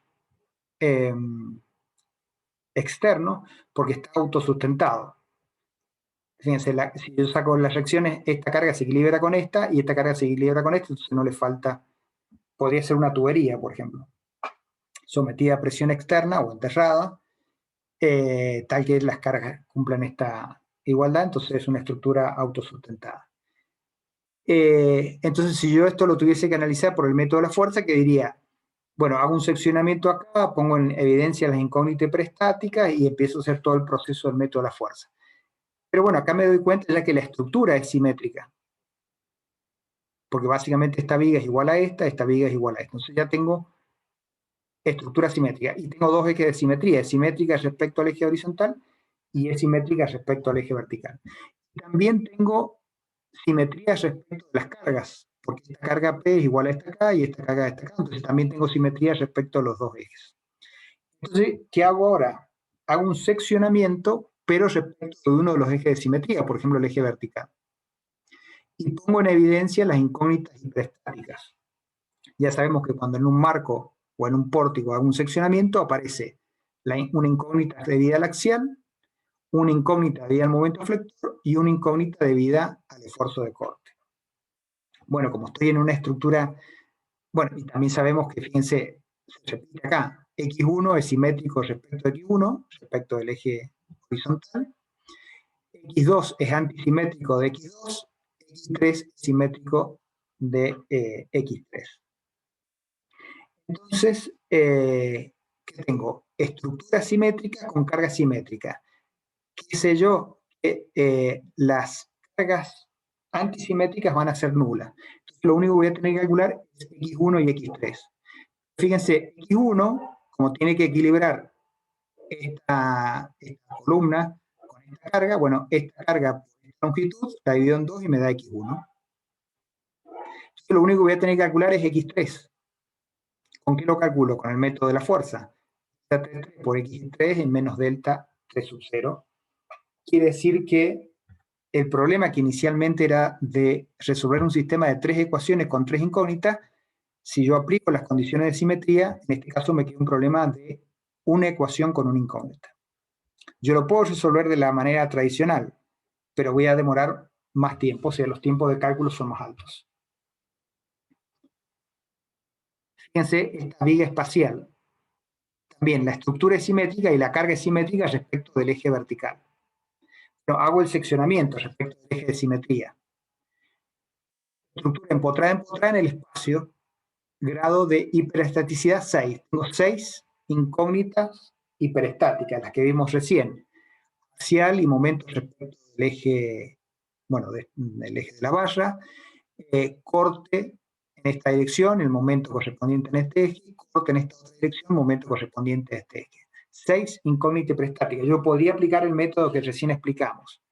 Pero fíjense, estructura simétrica con cargas simétricas. Las cargas antisimétricas son nulas, por lo que recién vimos. La X1, esta que está acá, la X1 que está acá, son, bueno, y estos momentos respecto del torsor sería, son nulos porque, no por el tema de la simetría, sino porque las cargas están aplicadas en un plano perpendicular a la estructura, entonces no hay axial, y en este caso no va a haber momento torsor en esta viga provocada por esta carga. Entonces X1 y X4 son cero por este hecho de que la carga está aplicada en un plano perpendicular donde está la estructura. Después yo sé que las incógnitas antisimétricas son nulas, por lo que vimos recién. Entonces la X2 sé que es antisimétrica, pues sería el corte. La X3 sería, bueno, el momento acá con el momento en esta otra dirección, también es es el corte en la otra dirección. X3 para acá, X3 para acá, antisimétrica respecto del plano que estamos considerando, también es nula. Y la X5, que sería el momento torsor acá con el momento, el momento flector respecto a este eje vertical, respecto a este, también es nulo, también por ser incógnitas antisimétricas. Entonces, de las 6 ecuaciones, de las 6 incógnitas hiperestáticas que yo tengo, hay 2 que se anulan porque las cargas son perpendiculares al plano de la estructura, como lo veíamos en el ejemplo. Hay otras 3 que se anulan porque son incógnitas hiperestáticas antisimétricas, y como la estructura y las cargas son simétricas, sabemos que estos son nulos, y bueno, me queda una sola incógnita. Entonces resuelvo una estructura hiperestática de grado de hiperelasticidad 6, resolviendo una sola ecuación, porque he aplicado, digamos, el seccionamiento de tal manera que puede identificar cuáles son las incógnitas simétricas y antisimétricas, bueno, y he aplicado esto que ya sabía de cuáles incógnitas son nulas por el tipo de cargas que está actuando. Así que, bueno, me ayuda la simetría o antisimetría de cargas o simetría de la estructura, en algunos casos a simplificar el tiempo de cálculo para resolver básicamente el sistema A por X igual B. Fíjense, el delta 6,6, bueno, está calculado de acá, también lo pueden ver, cómo calcular ese delta 6,6 y el delta 6,0. Bueno, acá estaría el sistema deformante, donde tengo la estructura con el seccionamiento sometida al sistema exterior de cargas. Acá sí hay torsor, fíjense, el sistema deformante sí provoca torsor, porque, bueno, básicamente esta carga que provoca flexión en esta viga provoca un torsor en esta columna. o en esta otra viga, perdón, no es columna. Entonces fíjense cómo ahora sí en el sistema deformante tengo torsor. Bueno, tendré que calcular los deltas que correspondan en función del TTB y hacer las integraciones que correspondan. Así que bueno, eso es lo que hace a sistemas de la parte de simetría. Entonces, ¿para qué me sirve? Para ahorrar tiempo de cálculo. Es el mismo método de la fuerza, nada más que tengo que elegir si la estructura es simétrica y también si las cargas son simétricas o antisimétricas, elegir convenientemente como elijo el isostático equivalente para poner en evidencia que las incógnitas espirestáticas sean simétricas o antisimétricas y ahorrar en tiempo de cálculo. O sea, el sistema, básicamente el sistema delta xu por x igual a menos delta x sub 0, se reduce ese sistema a menos ecuaciones, porque si yo aplico estas consideraciones de simetría, antisimetría. Veíamos recién como en este ejemplo, un sistema de 6 ecuaciones con 6 incógnitas, lo puedo terminar resolviendo con una sola ecuación. Entonces, bueno, evidentemente calculo mucho menos desplazamientos, es resolver un sistema de menor cantidad de ecuaciones mucho más sencillo también, ahorro tiempo de cálculo, ahorro tiempo, básicamente. Que, bueno, en estos ejemplos tan pequeños no se nota, pero a veces en modelos donde uno tiene que esperar varias horas para que el modelo corra, y si tiene que hacer varios análisis de carga, y uno está haciendo un diseño, tiene que ir viendo qué es lo que cambia en la estructura para hacerla con un desempeño mejor. Bueno, si tengo 6 horas cada vez que hago un cambio de carga, bueno, puedo tardar en resolver ese diseño muchas horas. En cambio, si digo, bueno, voy a hacer el mismo análisis, pero como sé que hay simetrías, aprovecho esa simetría y hago un modelo entonces más sencillo. Ese sería el objetivo de aplicación también en la práctica de estos casos. No sé si hay alguna duda de este tema. Yo, profe, tengo una duda. Sí. Le hago una consulta. Cuando tenemos cargas antisimétricas, ¿vio Sí. que se corresponden cargas puntuales con cargas puntuales o cuplas con cuplas? Sí. Podría suceder que tengamos, o la pregunta es la siguiente, perdón. ¿Este método es válido si tenemos, en vez de que se correspondan ese tipo de acciones, que no se correspondan? ¿Me entiende más o menos a lo que voy? Lo que pasa es que uno tiene que justamente provocar el seccionamiento en los planos de simetría para que las incógnitas queden o simétricas o antisimétricas. Bien. Ese sería porque en el caso de esta estructura, si yo hago un seccionamiento acá, voy a tener las 6 incógnitas prestáticas, entonces ahí no voy a poder aprovechar la simplificación de la simetría o de la antisimetría, o en este caso de la simetría de carga y de estructura. Entonces, si yo voy a hacer un seccionamiento en una estructura simétrica, lo que me conviene es hacerlo donde está el plano, justamente la simetría. Entonces ahí las incógnitas o van a tener que ser simétricas o antisimétricas, no hay otra posibilidad. ¿Por qué? Porque bueno, como cuando hago el seccionamiento de la estabilidad, si acá actúa X1, en la sección que está del otro lado actúa X2 así, acá actúa X2 en la otra dirección. O sea, acá actúa un axial así, acá va a actuar un axial en la otra dirección, por el equilibrio de una sección respecto a la otra. Entonces, sí o sí, si lo hago en el plano de simetría, bueno, siempre me van a quedar las incógnitas simétricas o antisimétricas. Por eso yo tengo que, cuando hago el isostático y quiero aprovechar las condiciones de simetría, tengo que trabajar con seccionamiento. No puedo en un pórtico colocar articulaciones, porque ahí no va a haber simetría en las X1, X2, X3 que yo coloque. Entonces no voy a poder aplicar esto. Para poder aplicarlo tengo que hacer un seccionamiento donde, bueno, identifique cuáles son, que las incógnitas me quedan simétricas o antisimétricas. Si hago el procedimiento general de estructura con articulaciones, ahí las incógnitas ya no son simétricas. Porque si hago pasar el eje de simetría, bueno, no me van a quedar las mismas incógnitas. Así que esto es una simplificación, pero conviene verlo porque es como uno repasa y refuerza lo que ya sabe el método de la fuerza, pero ahora aplicado con esta particularidad. Gracias, profe. Bueno, acá termina el método de la fuerza, pero vemos el método de la fuerza en general, con esta particularidad que decíamos. Pero entonces lo que vamos a agregar dos temas más que tienen que ver con otro método para calcular estructuras hiperestáticas.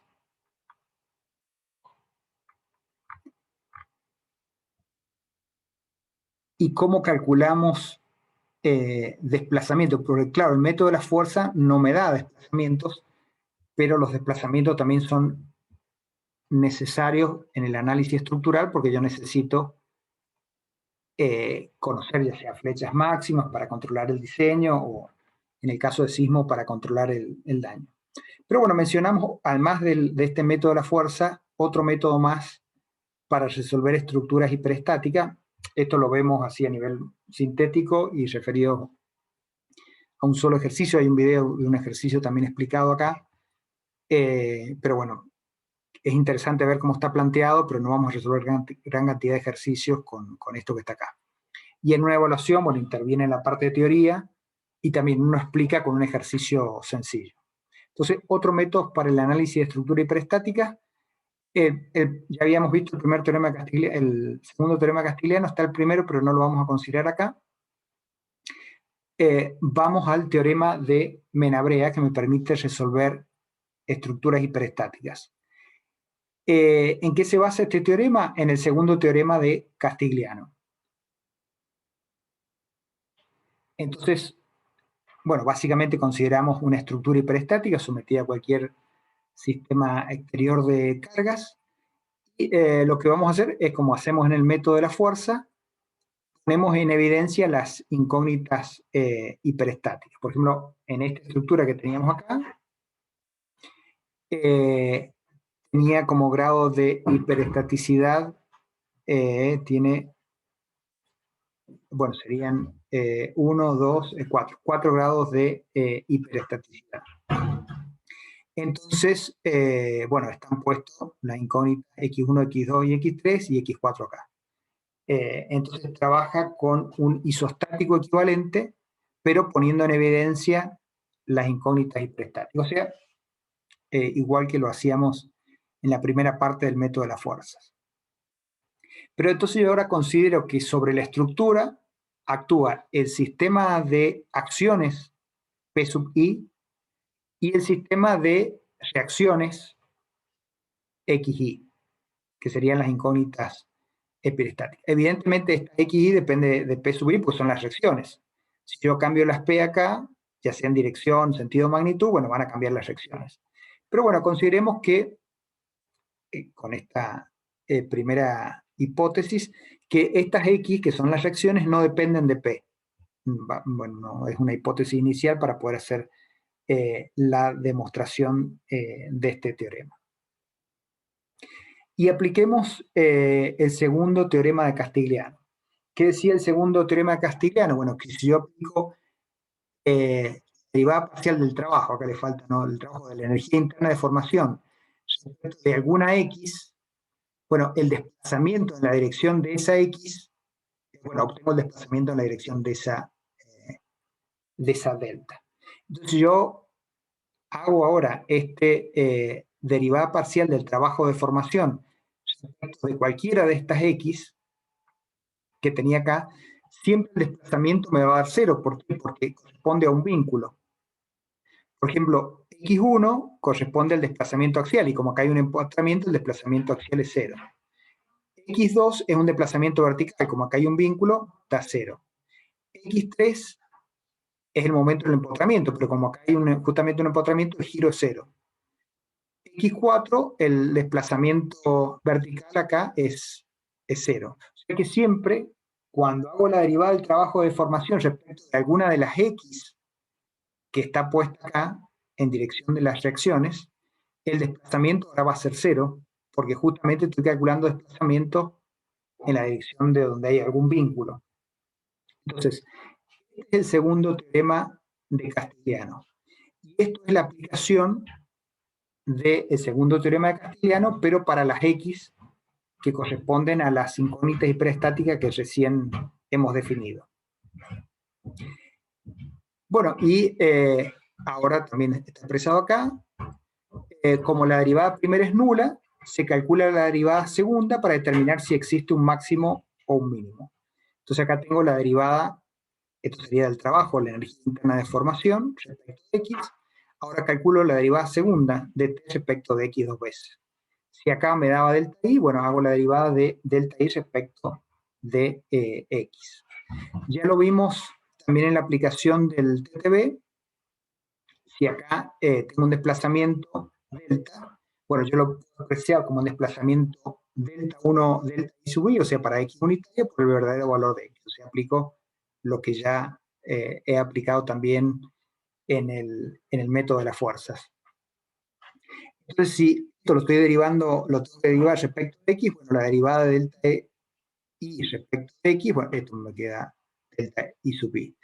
Quiere decir que la derivada segunda del trabajo respecto de X dos veces es delta I sub I es mayor que 0, y por lo tanto, bueno, se llega a la conclusión de que en un sistema hiperestático sometido solamente a acciones exteriores de valores determinados, las reacciones hiperestáticas XY toman valores tales que hacen mínimo el trabajo de deformación. Bueno, básicamente en el ejemplo van a ver, y está interesante que vean esta aplicación, cómo a partir de plantear el trabajo de formación interna o la energía interna de formación de las fuerzas P y de las fuerzas X, cuando yo derivo respecto de X y le pongo la condición de 0 porque hay vínculos, eso me permite calcular las incógnitas hiperestáticas que están expresadas acá. Así que es interesante ver que es otro procedimiento más, que, bueno, no ha tenido después el desarrollo que tuvo el método de las fuerzas, pero bueno, está interesante como para ver que hay otros caminos para llegar a la solución de estructuras hiperestáticas, pero siempre con el objetivo de obtener las acciones de extremos o las reacciones de vínculos hiperestáticos, en hiperestáticos que o sea, que no son estructuras isostáticas, como con esta consideración, entonces, el segundo teorema de Castigliano aplicado a los apoyos o a los vínculos externos, puedo también hacer el análisis de una estructura. Dejamos esto para que vean el ejemplo. Por supuesto, acá está planteada la idea general. Después hay que ir a un ejercicio para poder continuar con el entendimiento de esto. Pero como decíamos, solamente vamos a considerar ejercicios muy sencillos, y esto para la teoría, porque en la práctica no lo vamos a tomar los ejercicios como están desarrollados en la guía de trabajo práctico. Entonces, si yo tengo que explicar el teorema de Castigliano, bueno, tomo un ejercicio muy simple, conviene tomar un hiperestático sencillo, por ejemplo, el primero que vimos, que era una viga empotrada en un extremo y con un apoyo móvil en el otro. Saco el apoyo móvil, le pongo la X1, donde está la dirección del apoyo, bueno, y aplico esto para demostrar cómo a partir de allí yo puedo calcular X1. Eso lo van a ver en el ejercicio, conviene que lo tengan ustedes desarrollado, porque si en el examen de teoría aparece esto acá, bueno, que lo pueden decir, bueno, esto se aplica de esta manera, así aplico el segundo teorema de Castigliano, esto es 0 por tal razón, y puedo llegar a obtener cuánto vale las X1. Así que eso, bueno, es como complemento a lo que estamos viendo. Y el último tema, bueno, el último tema de esta parte, bueno, nos queda la semana que viene línea de influencia, es cómo calcular desplazamientos en estructuras hiperestáticas, que el método de la fuerza no lo da, pero sí lo da el TTB. Lo que pasa es que lo vemos ahora porque, bueno, ahora ya hemos visto estructura hiperestática y vamos a necesitar calcular estructuras hiperestáticas para calcular desplazamientos. Entonces vamos a ver cómo hacer este cálculo y qué simplificaciones se pueden hacer. Bueno, este es el ejercicio que los compañeros que están haciendo el trabajo práctico complementario 2 están resolviendo. Una viga bien potrada, sometida, bueno, en el caso del práctico, una carga uniformemente distribuida. Y lo que pedimos es cuánto es la deflexión en la mitad de la luz, o sea, cuánto es el corrimiento y cuánto es el giro. Sabemos que el giro es 0, pero bueno, queremos verificar. aplicando el TTB. Entonces, ¿qué dice el TTB? Acá tengo el trabajo externo, el movimiento rígido, y acá tengo las expresiones del trabajo interno en la deformación elástica.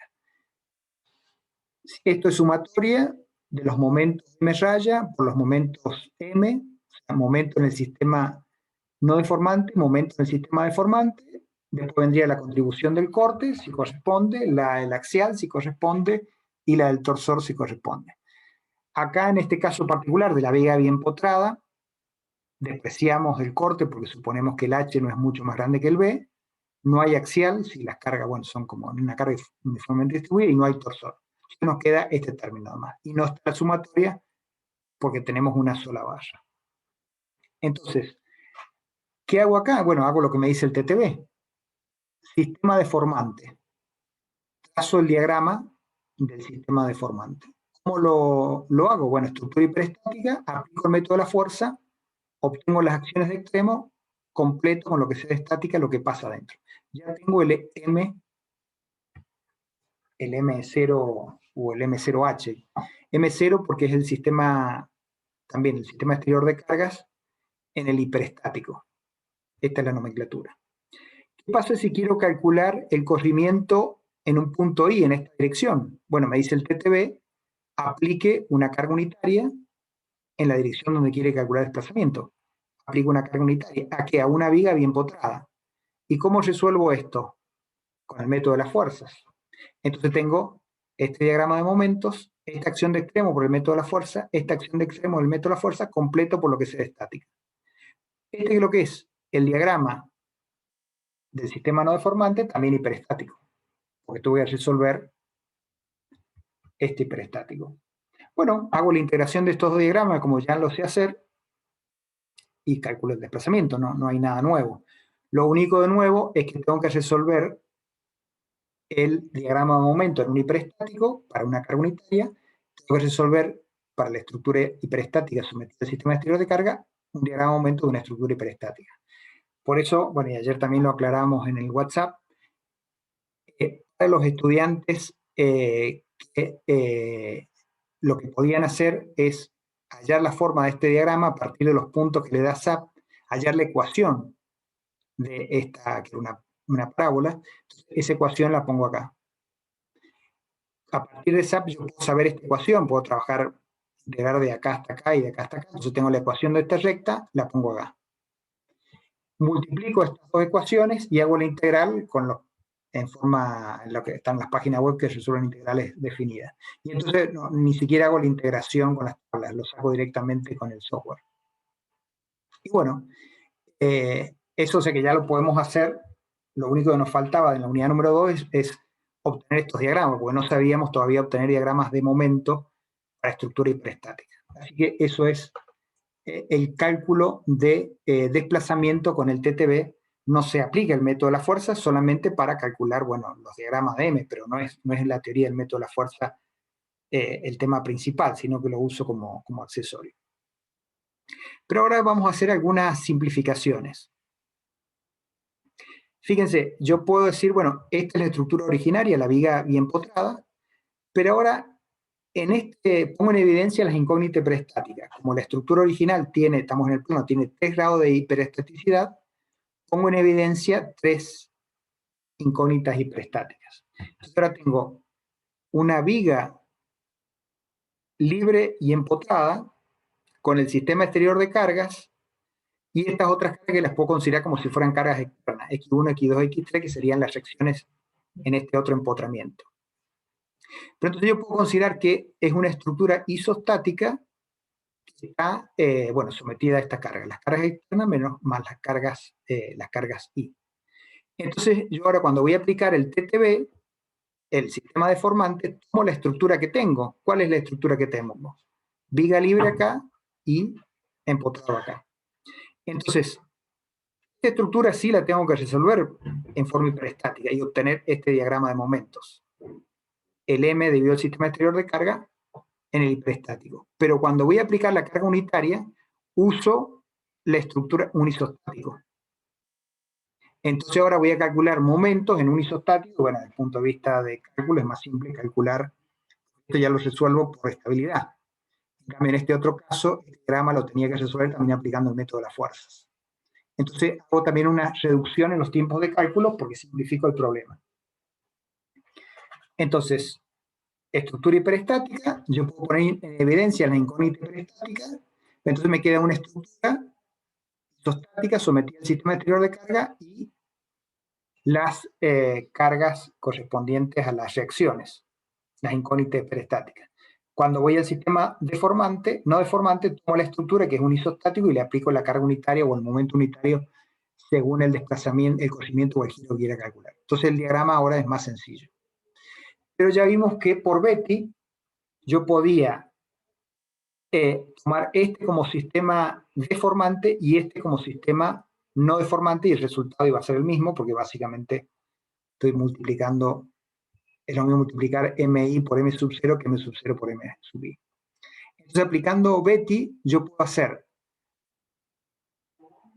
el sistema, digamos, aplicar acá el hiperestático con la carga unitaria y resolver este hiperestático y resolver acá como diagrama de momento solamente el isostático, es decir, la viga libre y empotrada con el sistema exterior de cargas. Entonces calculo acá el isostático, viga libre empotrada con el sistema exterior de cargas. Calculo el diagrama de momento acá. Este hiperestático sea empotrado con la carga unitaria, donde corresponde a que quiero calcular el desplazamiento, y entonces ahora el diagrama de momento que voy a tener va a ser hiperestático porque le he puesto acá el vínculo. Así que estas son las posibilidades que tengo de calcular desplazamientos en estructuras hiperestáticas. O trabajo directamente con el hiperestático y resuelvo los dos casos con el método de las fuerzas, o uno de los dos, ya sea el cálculo del diagrama de momento para el sistema exterior de carga o el diagrama de momento para la carga unitaria en el sistema deformante, lo hago isostático y calculo, entonces uno de los diagramas va a ser más fácil de calcular. Así que ahí están las tres posibilidades. O considero los dos hiperestáticos, o isostático para el sistema deformante e hiperestático para el sistema no deformante, o el hiperestático para el sistema donde actúa la carga unitaria y el isostático cuando actúa el sistema exterior de cargas. Esas son las posibilidades de calcular desplazamientos en estructuras hiperestáticas. O sea, el método de la fuerza está limitado porque no nos da desplazamientos, pero yo puedo usar el TTB. Ahora, para usar el TTB, evidentemente, ya sea para calcular estos momentos, este momento o este momento, como son de estructuras hiperestáticas, voy a necesitar calcular primero el método de la fuerza para poder tener estos diagramas de momentos. Veamos qué pasa con temperatura. Supongamos ahora que tenemos esta viga bien empotrada con una variación de temperatura. Bueno, aplico lo de recién. Esto aquí es igual. La estructura, voy a hacer superposición de los efectos. Ahora la estructura, como hacía recién, pongo en evidencia la incógnita hiperestática. X1, X2, X3, porque 3 es el grado de hiperesticidad de esta estructura. Entonces, tengo esta estructura hiperestática más la variación de temperatura, porque yo ahora le saco las cargas acá y le pongo en evidencia la variación de temperatura. Entonces, en el isostático, viga libre empotrada, hago actuar la variación de temperatura, y en el hiperestático, bueno, tengo actuando las X que corresponden al hiperestático con variación de temperatura. Entonces, por ejemplo, si quiero calcular este corrimiento en este punto de la viga, en esta dirección, ¿a qué va a ser igual? Bueno, a la suma que está expresada acá. Al corrimiento que sufre este punto en esta dirección cuando en el isostático actúa esta variación de temperatura, más el corrimiento que sufre esta sección o este punto cuando en el hiperestático, bueno, actúan estas acciones que están ahora acá, que serían las reacciones hiperestáticas. Esto lo calculo fácil, ya lo hemos visto en la unidad número 2, cómo calcular desplazamientos en estructuras isostáticas, y acá que tengo un hiperestático, bueno, tendré que aplicar lo que veíamos recién. Otra vez aplico TTB, tendré que aplicar una carga unitaria en esta dirección, y lo puedo hacer en el isostático y obtener este diagrama de momento, y en este hiperestático ver cuál es el diagrama de momento que corresponde, tendré este diagrama de momento. La suma entonces de los desplazamientos que está acá más el desplazamiento que está acá, me da el desplazamiento que corresponde a esta estructura. Y bueno, si hay descenso de apoyo, también se aplica lo mismo, nada más que con un movimiento de apoyo de esta manera. Así que bueno, esto sería ya el... Bueno, que en 5 minutos podemos ver ejemplos van a poder encontrar en el otro apunte, que es el de aplicación de casos. Los mencionamos rápidamente nada más para ver lo que van a encontrar, pero son también ejemplos que pueden verlos ustedes sin problemas. El cálculo de desplazamientos, en realidad, por el TTV no es lo más eficiente. Ya vamos a ver cómo con el método de desplazamiento, que es la unidad siguiente, lo vamos a poder hacer de forma más sencilla. Pero bueno, vemos esto, por lo menos en líneas generales, para saber también cómo se calculan. Entonces, por ejemplo, tenemos esta estructura con un grado de hiperelasticidad 1. Fíjense, empotrado acá y apoyo móvil acá, grado de hiperelasticidad 1. Y queremos conocer cuánto es el corrimiento horizontal en el nudo 1 y en el apoyo B. Entonces, estructura hiperestática sometida a una carga de 60 kN acá, horizontal. Si resuelvo por el método de la fuerza, me da este diagrama de momentos flectores para esta estructura hiperestática. Este sería el diagrama M. Para el diagrama M raya, ¿qué puedo hacer? Bueno, tengo que aplicar una carga unitaria acá y una carga unitaria acá, según quiera calcular el desplazamiento horizontal en 1 o en B. Yo, en la carga unitaria la puedo aplicar al isostático que corresponde, es decir, eliminando, por ejemplo, cuando acá le pongo en evidencia la X1, entonces me queda un isostático de esta manera. Entonces aplico la carga unitaria, ya sea en 1 o en B, en el isostático. Acá, fíjense, isostático, aplico la carga unitaria, obtengo el diagrama de momento. Acá aplico en el isostático la carga unitaria para calcular el corrimiento en B.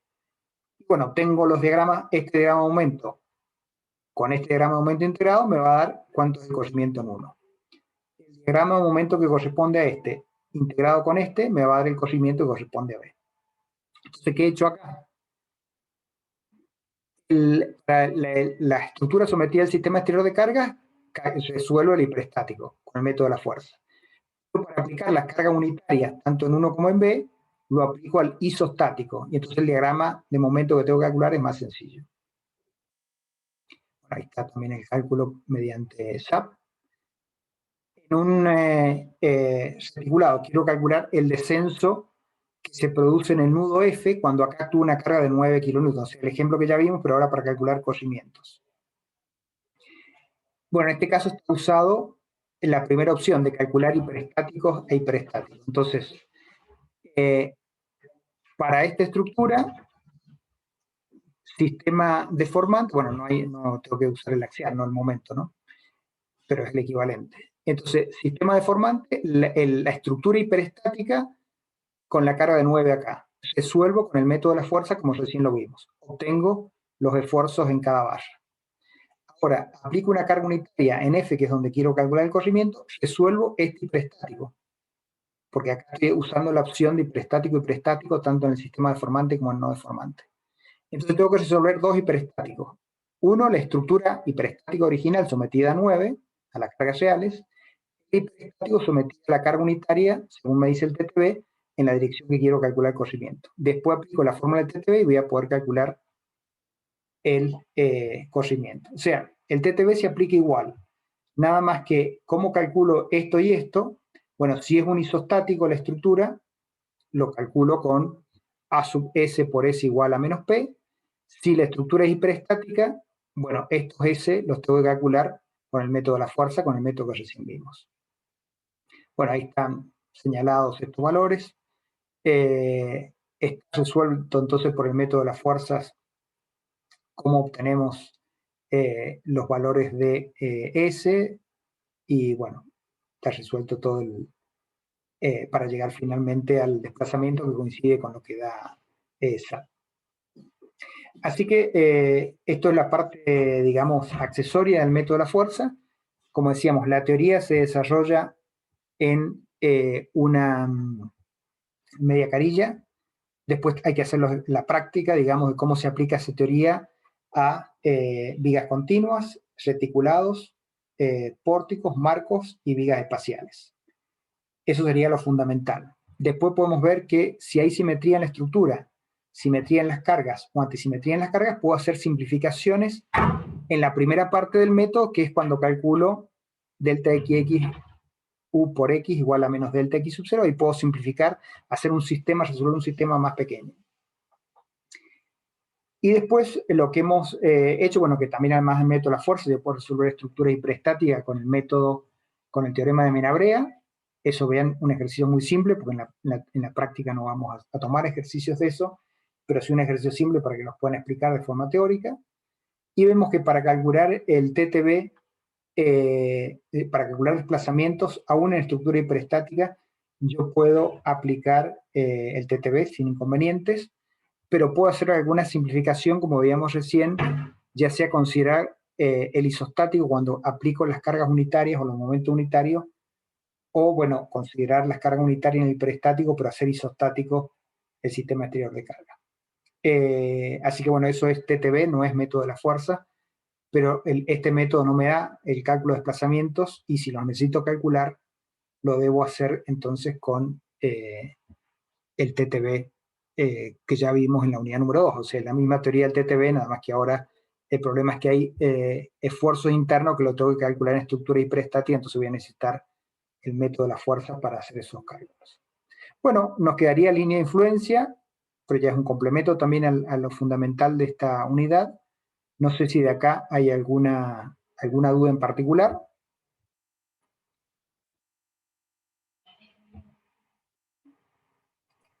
No, por mi parte. Entonces, bueno, lo que haría ahora es hacer ejercicios y ver también qué ejercicios son los que hay dudas, porque quedan 2 semanas para hacer ejercicios específicamente de estos temas que estamos viendo, porque los ejercicios de línea de influencia lo vamos a ver acá el miércoles que viene, no se van a ver en la práctica. Entonces, hay dos jueves que se van a poder dedicar específicamente a resolver ejercicios. Mañana, bueno, va a explicar algunos Víctor. Sería interesante que para el jueves siguiente ustedes hayan visto otros ejercicios, ya sea de los que están en la guía o del libro, o de estos que están también resueltos allí en el campus, y digan, bueno, queremos ver tal ejercicio porque tenemos dudas en la aplicación de esos ejercicios. Así que, bueno, con eso, digamos, toda esta parte quedaría resuelta, y nos quedaría después el tema de línea de influencia, pero que lo vamos a ver el miércoles que viene. Así que, bueno, si no hay más consulta, también si a medida que van avanzando van teniendo dudas en la teoría, anotan las preguntas y el miércoles que viene empezamos resolviendo las dudas de teoría que van surgiendo. Pero como ven, como les decía, lo que está en la introducción es el fuerte de la teoría, en el video introductorio. Es una teoría muy simple que se resuelve en media carilla, todo lo demás son aplicaciones como hemos estado viendo. Bueno, si no hay más dudas, entonces terminamos acá, y bueno, que sigan avanzando entonces y viendo qué dudas hay para que la podamos ir salvando, y lleguemos entonces, cuando terminemos esta unidad, después sí va el primer parcial, que lleguemos al parcial sin inconveniente. Bueno, que tengan buen miércoles. Nos vemos entonces, nos seguimos comunicando por el chat. Hasta luego. Gracias. Saludos.